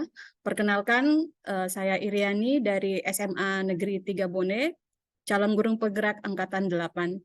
Sama dengan pemateri sebelumnya, di sini kami bermaksud berbagi ilmu yang telah kami dapatkan pada program pendidikan guru penggerak. Kali ini saya akan membahas tentang keyakinan dan restitusi. Bapak Ibu sekalian, pada awal pembelajaran kan biasanya kita membuat suatu peraturan kelas. Nah, di kurikulum Merdeka ini kita sebagai guru diharapkan ketika membuat peraturan kelas itu kita harus melibatkan siswa dalam membuat peraturan kelas. Kemudian yang kedua, kita juga menggunakan bahasa yang mudah dipahami sehingga murid-murid itu akan paham dengan peraturan kelas yang kita buat. Nah, peraturan kelas nanti ini akan berkembang menjadi sebuah keyakinan kelas. Nah, dari keyakinan kelas nanti ini, kalau peraturan kelas tadi ini terkadang ada kalimat-kalimat negatif, tapi kemudian kita mengubahnya menjadi suatu keyakinan kelas. Kenapa kita perlu membuat suatu keyakinan kelas? Agar motivasi intrinsik itu timbul atau tumbuh dalam diri murid. Nah, kemudian dengan adanya keyakinan kelas tadi yang telah kita sepakati bersama, maka itu akan menimbulkan lingkungan positif, baik itu di kelas maupun di sekolah. Nah, dari lingkungan positif ini kemudian akan menjadi suatu budaya positif di sekolah dan di terkhusus di kelas kita, sehingga profil pelajar Pancasila yang selama ini selalu didengung-dengungkan oleh Mas Menteri, ya, itu bisa tercapai. Demikian Bapak Ibu. Nah, keyakinan kelas, hukuman dan penghargaan. Keyakinan kelas di sini maksudnya ya, mengapa tidak peraturan saja? Mengapa harus keyakinan kelas? Nah, sekarang kalau kita simak di sini, mengapa kita memiliki peraturan harus menggunakan helm bila mengendarai kendaraan roda 2? Mengapa kita memiliki peraturan 3M, menggunakan masker, mencuci tangan, dan menjaga jarak 1,5 meter? Kemudian, mengapa kita memiliki peraturan harus datang tepat waktu pada saat mengikuti pelatihan? Nah, ini semuanya merupakan peraturan.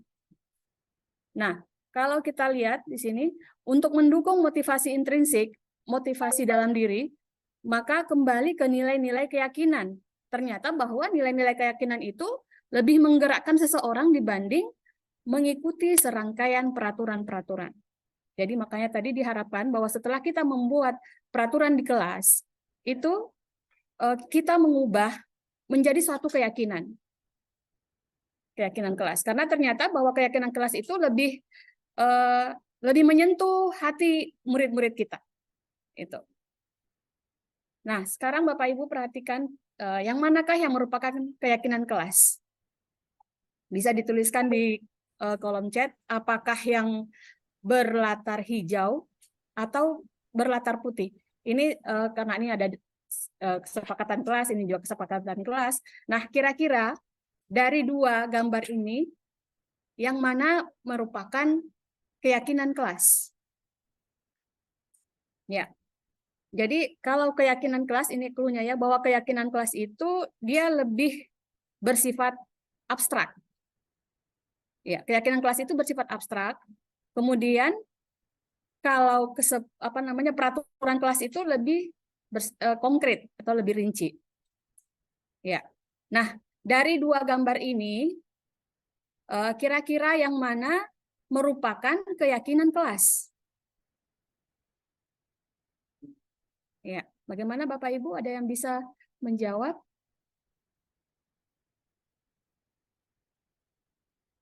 Ya. Nah, kalau kita lihat ya, kalau yang berlatar hijau ini datang tepat waktu, mengucapkan salam, menjaga kebersihan sekolah, kemudian berdoa sebelum dan sesudah kegiatan, aktif dalam pembelajaran, dan tertib. Nah, berarti ini kalau kita lihat berarti ini adalah yang konkret. Ya, konkret berarti ini adalah sebuah peraturan kelas. Nah, kalau yang sebelah ini yang berlatar putih ini, kami guru dan murid yang saling menyayangi. Ya, jadi ini fokusnya ke saling menyayangi. Kami murid yang semangat belajar, semangat, dan kami murid yang peduli dengan teman-teman, peduli. Jadi bisa kita lihat bahwa yang menjadi keyakinan kelas ini adalah yang berlatar putih ya Bapak Ibu ya. Di sini ada saling menyayangi, semangat, dan peduli. Jadi bisa dipahami Bapak Ibu ya bahwa keyakinan kelas itu bersifat abstrak dan peraturan kelas itu bersifat konkret. Nah, sekarang mari kita buat suatu keyakinan kelas dari peraturan yang telah dibuat. Misalnya, selalu kembalikan buku ke tempatnya. Jadi ini konkretnya. Nah, sekarang yang abstraknya itu seperti apa? Yang bisa mudah dipahami oleh murid kita. Kemudian, dilarang mengganggu orang lain. Hadir di sekolah 15 menit sebelum pembelajaran dimulai. Dilarang melakukan kekerasan. Dilarang menggunakan narkoba. Berganti atau menunggu giliran. Gunakan masker. Jangan berlari di kelas atau koridor. Nah, dari semua peraturan kelas ini, itu kita merubahnya menjadi sebuah keyakinan kelas. Karena kita tadi sudah pahami bahwa ternyata keyakinan itu kelas itu lebih greget, maksudnya dia lebih menyentuh hati murid sehingga mereka bisa secara tidak langsung bisa mematuhi peraturan kelas itu. Nah, sekarang kalau selalu kembalikan buku ke tempatnya, berarti boleh kita mengatakan bahwa bertanggung jawab, ya keyakinan kelasnya berarti dia bertanggung jawab. Kemudian dilarang mengganggu orang lain, ya menghargai orang lain, saling menghargai. Hadir di sekolah 15 menit sebelum pembelajaran dimulai berarti tepat waktu. Dilarang melakukan kekerasan, misalnya berarti bisa jadi kita di sini membuatnya menjadi hidup rukun. Dilarang menggunakan narkoba, ya ini untuk kesehatan ataupun untuk keselamatan. Bergantian atau menunggu giliran, ya ini menghargai juga ya Bapak Ibu. Gunakan masker, ya sama dengan helm tadi berarti untuk keselamatan. Jangan berlari di kelas atau koridor, ya ini juga untuk keselamatan. Mari kita lihat Bapak Ibu hasilnya adalah, nah ini dia. Ketika peraturannya selalu kembalikan buku ke tempatnya, maka keyakinan kelasnya itu adalah tanggung jawab. Kemudian dilarang mengganggu orang lain, keyakinan kelasnya adalah menghormati orang lain dan diri sendiri. Hadir di sekolah 15 menit, jadi menghormati orang lain dan komitmen pada tujuan. Dilarang melakukan kekerasan, keyakinan kelasnya adalah keselamatan, menghormati orang lain. Dilarang menggunakan narkoba, kesehatan, bergantian atau menunggu giliran, menghormati orang lain, dan kesabaran. Gunakan masker, kesehatan, dan keselamatan. Jangan berlari di kelas atau koridor, keselamatan, dan keamanan. Jadi bisa dipahami Bapak Ibu ya, yang mana peraturan kelas dan yang mana keyakinan kelas, dan ya kami berharap ini bisa diterapkan di kelas kita ini, apalagi kita sudah masuk di tahun ajaran baru. Nah, ini tentang hukuman atau penghargaan, dihukum oleh penghargaan. Ternyata dia berpengaruh jangka pendek dan jangka panjang. Penghargaan menghukum, penghargaan mengurangi ketepatan, penghargaan tidak efektif, dan penghargaan merusak hubungan. Jadi terkadang hukuman itu ternyata sangat berpengaruh terhadap murid. Nah, sekarang mari kita lihat hukuman dan konsekuensi. Kalau konsekuensi itu kan akibat dari perbuatan yang kita lakukan. Kemudian hukuman adalah merupakan sesuatu yang dijalankan kepada pelaku melalui suatu proses keadilan seperti itu. Nah, sekarang kita lihat di sini tindakan guru. Mencatat 100 kali di dalam buku kalimat saya tidak akan terlambat lagi karena terlambat ke sekolah. Nah, itu hukuman atau konsekuensi. Ya, saya tidak akan terlambat lagi karena mencatat 100 kali. Berarti ini tidak ada hubungannya Bapak Ibu ya. Berarti ini kita boleh golongkan dia ke dalam hukuman. Ya. Kemudian yang kedua, lari mengelilingi lapangan basket 2 kali karena terlambat hadir di sekolah. Berarti ini juga Hukuman. Ya, hukuman juga. Karena tidak ada hubungannya ya. Seandainya ya, kemudian murid diminta untuk push up 15 kali karena tidak menggunakan masker ke sekolah. Berarti ini juga hukuman. Ya, menggantikan kertas tugas teman yang telah dicoret-coret. Hukuman atau konsekuensi? Konsekuensi, Bu. Ya, konsekuensi. Ya, karena menggantikan kertas tugas teman yang telah dicoret-coret. Kemudian selanjutnya, membersihkan tumpahan air di meja tulis karena tersenggol pada saat belajar. Berarti ini adalah juga merupakan konsekuensi. Meminta murid tidak mengenakan sepatu seharian di sekolah karena tidak mengenakan sepatu hitam. Hukuman atau konsekuensi? Hukuman. Lari mengelilingi lapangan basket 2 kali karena terlambat 10 menit untuk pelajaran PJOK. Konsekuensi. Ya, konsekuensi ya, karena ini ada hubungannya. Karena dia pelajaran olahraga dengan lari mengelilingi lapangan. Nah, sekarang kita lihat, ya, ini. Ternyata mencatat 100 kali di dalam buku kalimat itu adalah hukuman, lari mengelilingi lapangan juga hukuman, karena terlambat ke sekolah. Jadi kalau tidak ada hubungan sebab akibatnya, maka itu adalah hukuman. Ya. Kemudian mengganti kertas tugas teman yang telah dicoret-coret adalah konsekuensi, dan selanjutnya, dan seterusnya. Bapak Ibu ya, bisa kita perhatikan. Jadi bisa kita simpulkan bahwa hukuman adalah sesuatu yang menyakitkan harus terjadi. Kemudian membuat anak sakit, fisik maupun hati untuk jangka waktu yang lama. Selanjutnya anak membenci kedisiplinan, hukuman, paksaan, mendorong anak menyakiti diri sendiri, konsep diri yang buruk, anak belajar untuk menyembunyikan kesalahan, marah, rasa bersalah, dipermalukan, dan merasa tidak dihargai. Itu kalau kita memberikan suatu hukuman. Tapi ketika konsekuensi kan berasal dari karena kita sudah melakukan suatu keyakinan kelas, kesepakatan, sehingga mereka lebih mudah menerima. Jadi sesuatu harus terjadi, membuat anak merasa tidak nyaman dalam jangka waktu pendek, anak menghargai disiplin, stimulus tanggapan, mendorong anak agar mudah menyesuaikan diri, konsep diri yang baik, anak belajar untuk mematuhi peraturan, ya kehilangan hak, dibuat tidak nyaman, diasingkan untuk sementara atau time out. Nah, seperti ini ya perbedaan hukuman dan konsekuensi.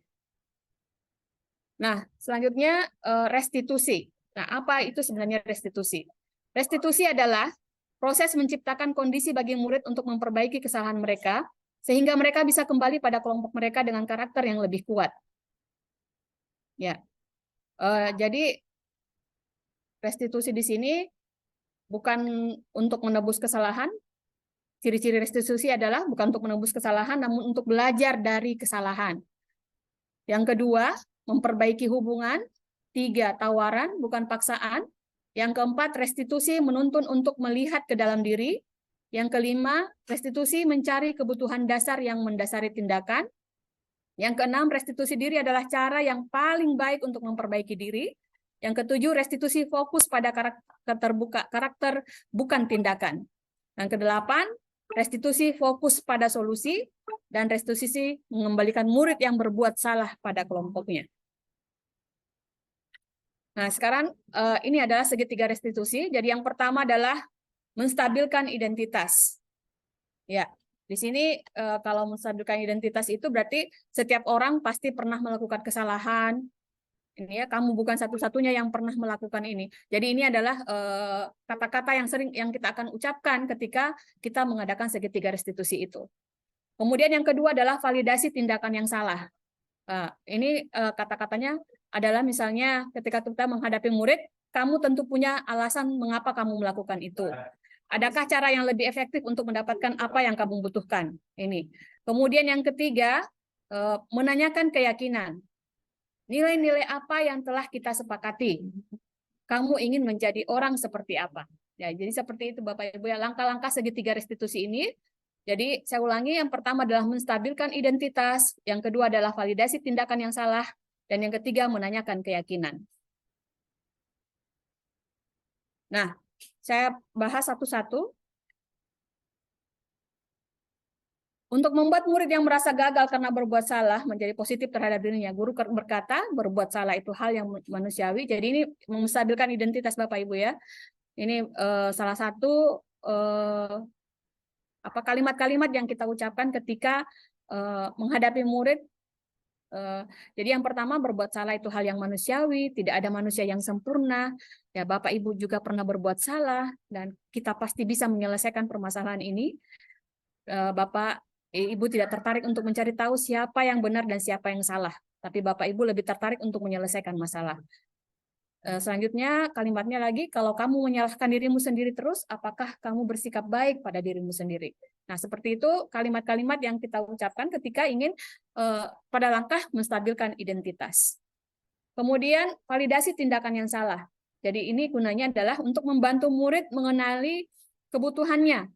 Jadi kita ingin tahu, tadi sudah dibahas oleh Ibu Jumarni, kebutuhan dasar murid ya. Jadi validasi tindakan yang salah ini untuk mengenali kebutuhan murid yang belum terpenuhi ketika dia melakukan kesalahan tersebut.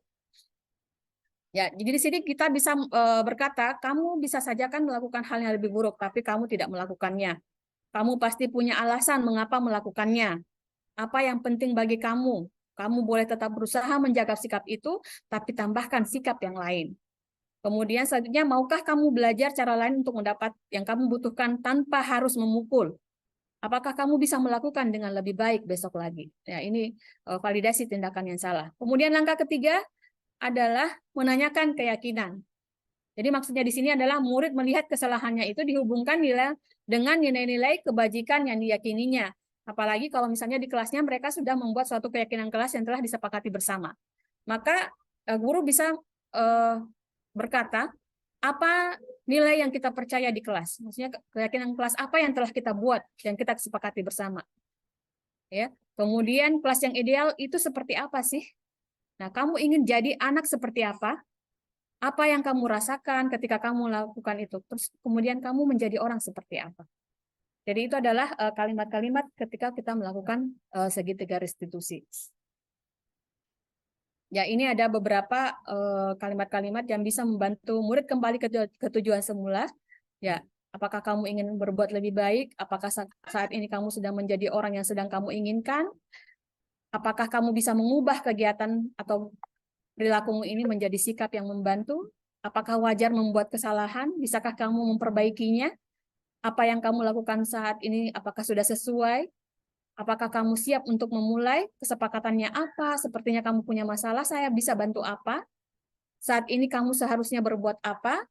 Apa yang bisa saya bantu agar kamu bisa melakukannya? Apakah saya bisa bantu kamu agar dapat segera memulai? Adakah tugas kamu saat ini? Bagaimana kamu ingin diperlakukan pada kegiatan ini? Apa yang kamu inginkan dan apa keyakinan kita? Jadi seperti itulah langkah-langkah segitiga restitusi ketika kita menghadapi murid yang bermasalah. Semoga kita bisa terapkan ini Bapak Ibu ya. Jadi nanti murid lebih bisa mengeluarkan unek-uneknya kepada kita, dan seperti tadi kita berada dalam posisi manajer seperti itu. Ya, demikian paparan saya tentang keyakinan dan segitiga restitusi. Semoga Bapak Ibu mendapatkan pencerahan dengan ilmu ini. Terima kasih atas kehadirannya. Wabillahi taufiq wal hidayah. Assalamualaikum warahmatullahi wabarakatuh. Waalaikumsalam warahmatullahi wabarakatuh. Waalaikumsalam warahmatullahi wabarakatuh. Silakan untuk top share screen, Riani. Ya. Baik, Bapak Ibu, luar biasa materi yang sudah dipaparkan oleh Bu Iriani. Dan dari semua materi yang sudah kami paparkan itu berujung pada segitiga restitusi yang tadi dipaparkan oleh Ibu Iriani. Nah, session berikutnya Bapak Ibu, karena di kolom chat sudah ada beberapa pertanyaan yang sudah diberikan oleh Bapak Ibu. Untuk itu mungkin pertanyaan pertama dari Ibu Syahwirana Syafra ya. Iya. Ya, pertanyaannya untuk Pak Kamarudin nih. Silakan Pak Kama. Oke, Bu Moderator. Terima kasih atas kesempatannya. Ya. Apa masih terjelas? Apakah suaranya masih terdengar jelas? Ya, jelas sekali Pak Kama. Silakan. Sebelumnya saya ucapkan terima kasih kepada Ibu Syahwirana ya, SMA 15 Bone. Oke, satu pertanyaan Bu Haji berarti nih. Ya, betul. Jadi tadi di kolom chat baru saya sempat buka, ternyata beberapa tanggapan dari Ibu Syahwirana pada saat mungkin saya presentasi tadi. Ada yang bilang tidak, ada patuh aturan ya, terkait tadi kedisiplinan Bu ya. Nah di sini Bu Syahwirana ingin bertanya terkait dengan kedisiplinan tadi, dibahasakan ada rasa ketidaknyamanan ya Bu. Salah satu contohnya aturan rambut untuk peserta didik. Di lapangan peserta didik merasa ganteng bila rambutnya panjang, sementara kita mendisiplinkan siswa untuk mematuhi aturan tatib di sekolah. Nah, bagaimana cara menanamkan rasa rasa kenyamanan? Oke.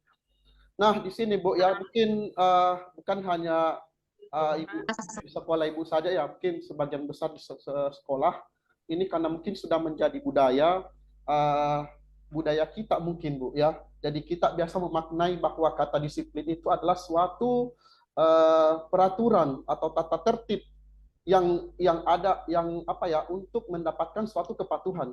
Sehingga kecenderungan umumnya itu adalah bagaimana menghubungkan kata disiplin itu dengan ketidaknyamanan. Jadi itu mungkin sudah menjadi image kita mungkin. Sehingga ini kata disiplin sudah menjadi budaya. Nah, di sini berarti anak ini dia belum istilahnya bahwa dia rambutnya panjang ya, rambut supaya dia hanya mau kelihatan ganteng. Ya, bukan berarti dia dia belum cek masih ada terpantul suara. Cek. Lanjut ya. Oke, jadi mungkin kita di sekolah belum menerapkan dengan baik bagaimana yang disampaikan tadi Ibu Iriani terkait dengan peraturan kelas ya. Bagaimana peraturan kelas itu mungkin yang dipahami kita di sekolah hanya sebatas itu, ya, belum sampai ke bagaimana menerapkan nilai-nilai kebajikan yang ada di sekolah. Hanya sebatas bahwa, nak, kamu pakai helm karena ada razia. Nak, kamu cuci tangan karena misalnya karena takut mungkin dimarahi, pakai masker mungkin takut ditangkap oleh Satpol PP, polisi. Jadi itu nilai-nilai itu sebenarnya yang tertanam pada diri anak. Belum kita menerapkan nilai-nilai, istilahnya di sini adalah nilai-nilai yang lebih mulia lagi, yaitu nilai-nilai kebajikan. Ya. Jadi sehingga di sini ada metode yang sangat tepat kita lakukan adalah bagaimana peraturan-peraturan yang sudah ada di sekolah itu kita jadikan semacam suatu keyakinan, ya. Kalau belum bisa keyakinan sekolah, minimal keyakinan kelas dulu. Ya. Nah, untuk menerapkannya ini ya perlu, ya pasti tidak mungkin seorang diri, Bu, ya. Butuh kolaborasi juga. Ya, perlu kerjasama dengan stakeholder yang ada di sekolah, bagaimana bisa istilahnya ini mendisiplinkan anak. Dan ada lagi satu cara yang menurut saya ini lebih bagus ya, yang disampaikan oleh Bu Iriani adalah menggunakan pendekatan segitiga restitusi. Jadi anak itu bukan langsung kita marah-marahi, oh, kamu rambutnya panjang, kenapa seperti itu? Ya, jadi kita tahu bahwa kebutuhan anak itu kan berbeda-beda. Mungkin anak ini dia rambutnya panjang karena dia hanya untuk kesenangan, mungkin supaya kelihatan ganteng, mungkin supaya lebih percaya diri, sehingga anak ini dia mau melakukan seperti itu. Jadi bagaimanalah kita bisa istilahnya melakukan pendekatan secara persuasif kepada anak, bagaimana peraturan-peraturan yang ada itu tadi kan, peraturan-peraturan itu kan lebih ke kata-kata negatif ya. Jadi bagaimana kata-kata negatif ini kita jadikan sebagai kata-kata positif, akhirnya kita jadikan suatu keyakinan yang ada di sekolah kita. Saya kira seperti itu, Ibu Syahwirana, mudah-mudahan jawabannya bisa mencerahkan. Untuk saya mungkin masih ada kekurangan dalam menyampaikan jawaban. Saya akhiri. Assalamualaikum warahmatullahi wabarakatuh. Saya kembalikan ke Ibu Moderator, Bu Aci.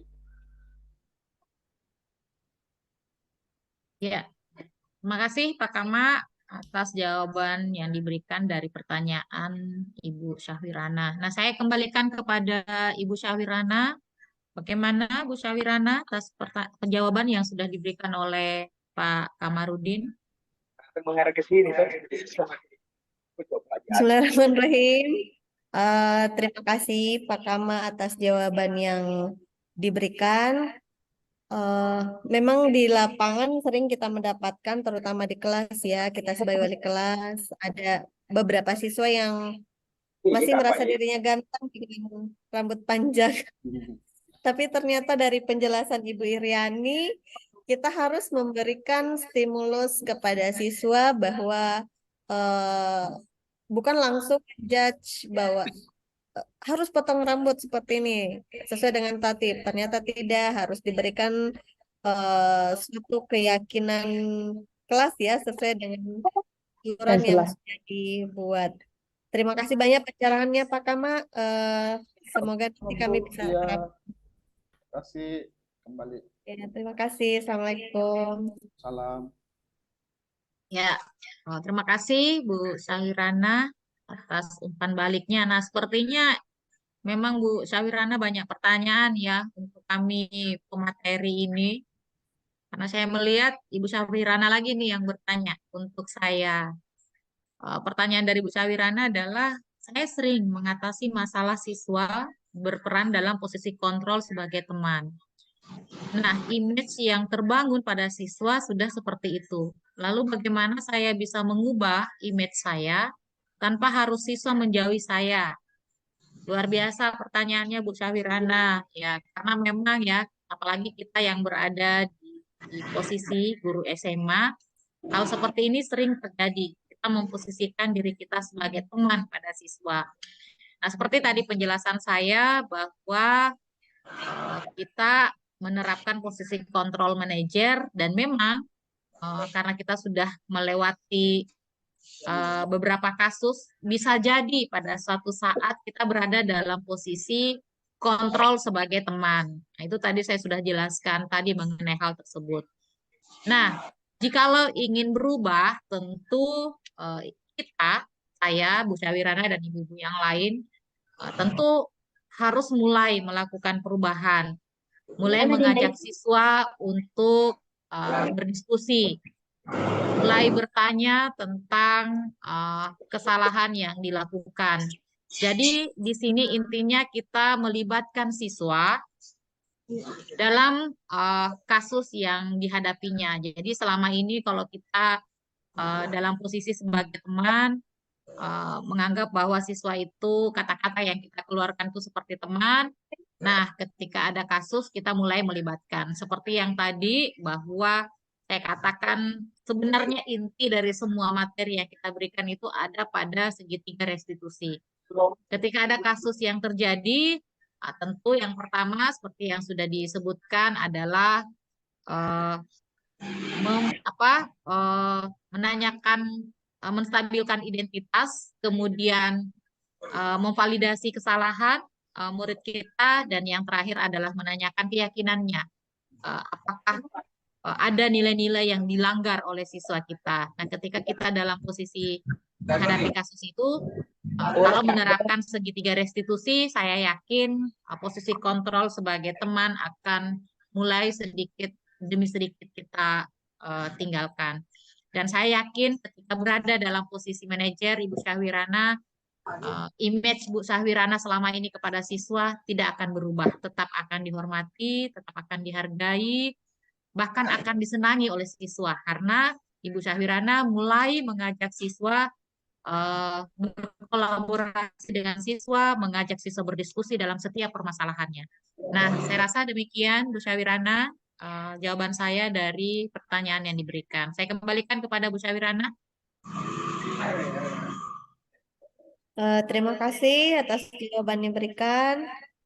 Lagi-lagi ini sebenarnya kerja di lapangan ya, pergeseran teman. Dulu kita takut sama buku kita, tapi sekarang sepertinya siswa merasa bahwa kita adalah teman. Jadi memang perlu manajemen ya, seperti itu, dan penjelasannya sangat menarik. Untung saya ikut di ruang kolaborasi yang disampaikan. Terima kasih banyak atas jawaban yang diberikan. Sekretaris saya, Assalamualaikum.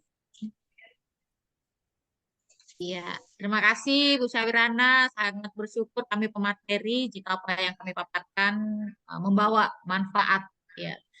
Dan selanjutnya pertanyaan berikutnya kembali dari Bu Syahwirana. Memang Bu Syahwirana ini getol sekali ya Bapak Ibu, apalagi di sekolah SMA 15 Bone itu akan menerapkan kurikulum merdeka, dan beliau ini sebenarnya adalah pendamping Wakasek kurikulum. Makanya dia selalu getol menambah keilmuannya persoalan kurikulum merdeka ini. Satu kali saya share tentang kegiatan kita, beliau sangat antusias untuk bergabung karena dia merasa bahwa saya perlu menambah ilmu saya dan ingin melakukan perubahan dan mau bergerak bersama-sama guru penggerak yang sudah ada di sekolah. Kesempatan berikutnya saya persilakan kepada Ibu Wiriani untuk menjawab pertanyaan Bu Syahwirana. Terima kasih atas pertanyaan yang diajukan oleh Bu Syahwirana yang mengatakan bahwa apa yang dimaksud dengan penghargaan yang menghukum. Bukankah satu penghargaan itu adalah satu motivasi. Jadi penghargaan itu kita kategorikan sebagai motivasi ekstrinsik. Jadi penghargaan yang menghukum di sini maksudnya adalah kita memberikan hukuman kepada murid gitu. Ada sanksi yang konsekuensi yang harus mereka terima ketika melakukan suatu kesalahan. Jadi misalnya tadi ketika dia mencoret kertas temannya, maka konsekuensinya adalah dia mengganti kertas yang telah dicoret-coret tersebut. Jadi itu maksudnya. Jadi penghargaan itu bukan hanya memberikan satu pujian, tapi ketika penghargaan itu, ketika dia mengganti misalnya tadi kertas yang dicoret-coret itu, ya kita bisa mengatakan bagus, ya, good job misalnya, karena kamu sudah mau menggantikan tas yang kamu coret tadi. Jadi seperti itu, Syahwirana. Baik. Bagaimana? Terima kasih Bu Iriani. Bagaimana Bu Syahwirana tanggapannya mengenai jawaban yang diberikan oleh Ibu Iriani? Ya, terima kasih Ibu Yuryani atas tanggapan yang diberikan. Semoga kami bisa menerapkannya. Terima kasih. Baik, terima Terima kasih, kasih Bu. Bu Syahwirana atas pertanyaan-pertanyaan hebatnya dan luar biasa. Saya ucapkan juga terima kasih yang tak terhingga kepada Bapak Ibu yang masih setia di room Zoom ini. Kehadiran Bapak Ibu di sini merupakan support yang luar biasa bagi kami semua. Untuk itu, kita sudah berada di penghujung kegiatan diseminasi kita pada hari ini. Sekali lagi, saya ucapkan terima kasih banyak. Semoga apa yang kami paparkan hari ini memberikan manfaat kepada Bapak Ibu semua. Semoga hari ini mampu menginspirasi Bapak Ibu semua untuk mau bergerak, dan menggerakkan di sekolah masing-masing. Baik, terima kasih Mungkin Bapak Ibu pemateri. Bu Emi kita foto bersama mungkin. Ya, Bu Iriani. Semua. Sebelum saya mengakhiri kegiatan kita hari ini, mari kita lakukan foto bersama. Silakan Pak Kama. Oke. Saya off-kan pin semua ya. Ya, Apa bisa Pak Kama di off-kan pin dulu. slide berikutnya? Slide berikutnya ya. Remove dulu pinnya Bu Haji. Oke, saya remove dulu.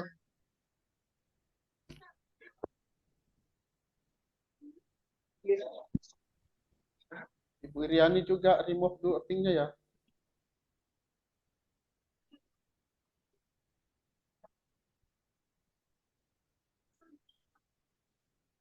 Oke ya, bisa diaktifkan kameranya semua Bapak Ibu. Babe, Jadi Bapak Ibu diaktifkan kameranya karena ini adalah dokumentasi kami, aksi nyata kami. Mohon aktifkan kamera. mohon Iya, diaktifkan Ade. semua.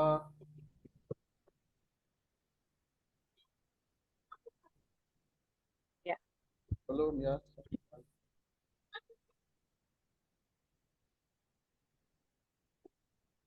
Satu kali lagi ya Bapak Ibu, atau 2 kali.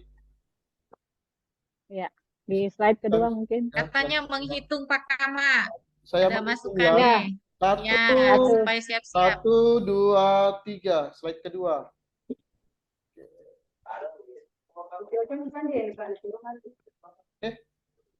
Kira cukup. Terima kasih atas. Ya, baik. Terima kasih Pak Kama. Terima kasih Bapak Ibu. Ya, Bapak Ibu. selanjutnya Bapak Ibu, sekali lagi ya saya henti-hentinya mengulang nih ucapan terima kasih saya kepada Bapak Ibu atas kesediaan waktunya mendengarkan diseminasi kita hari ini. Semoga sekali lagi saya ungkapkan semoga membawa manfaat untuk kita semua. Terima kasih. Assalamualaikum warahmatullahi wabarakatuh. Waalaikumsalam warahmatullahi wabarakatuh. Hingga acara hari ini sukses. Terima kasih. Ya, amin amin.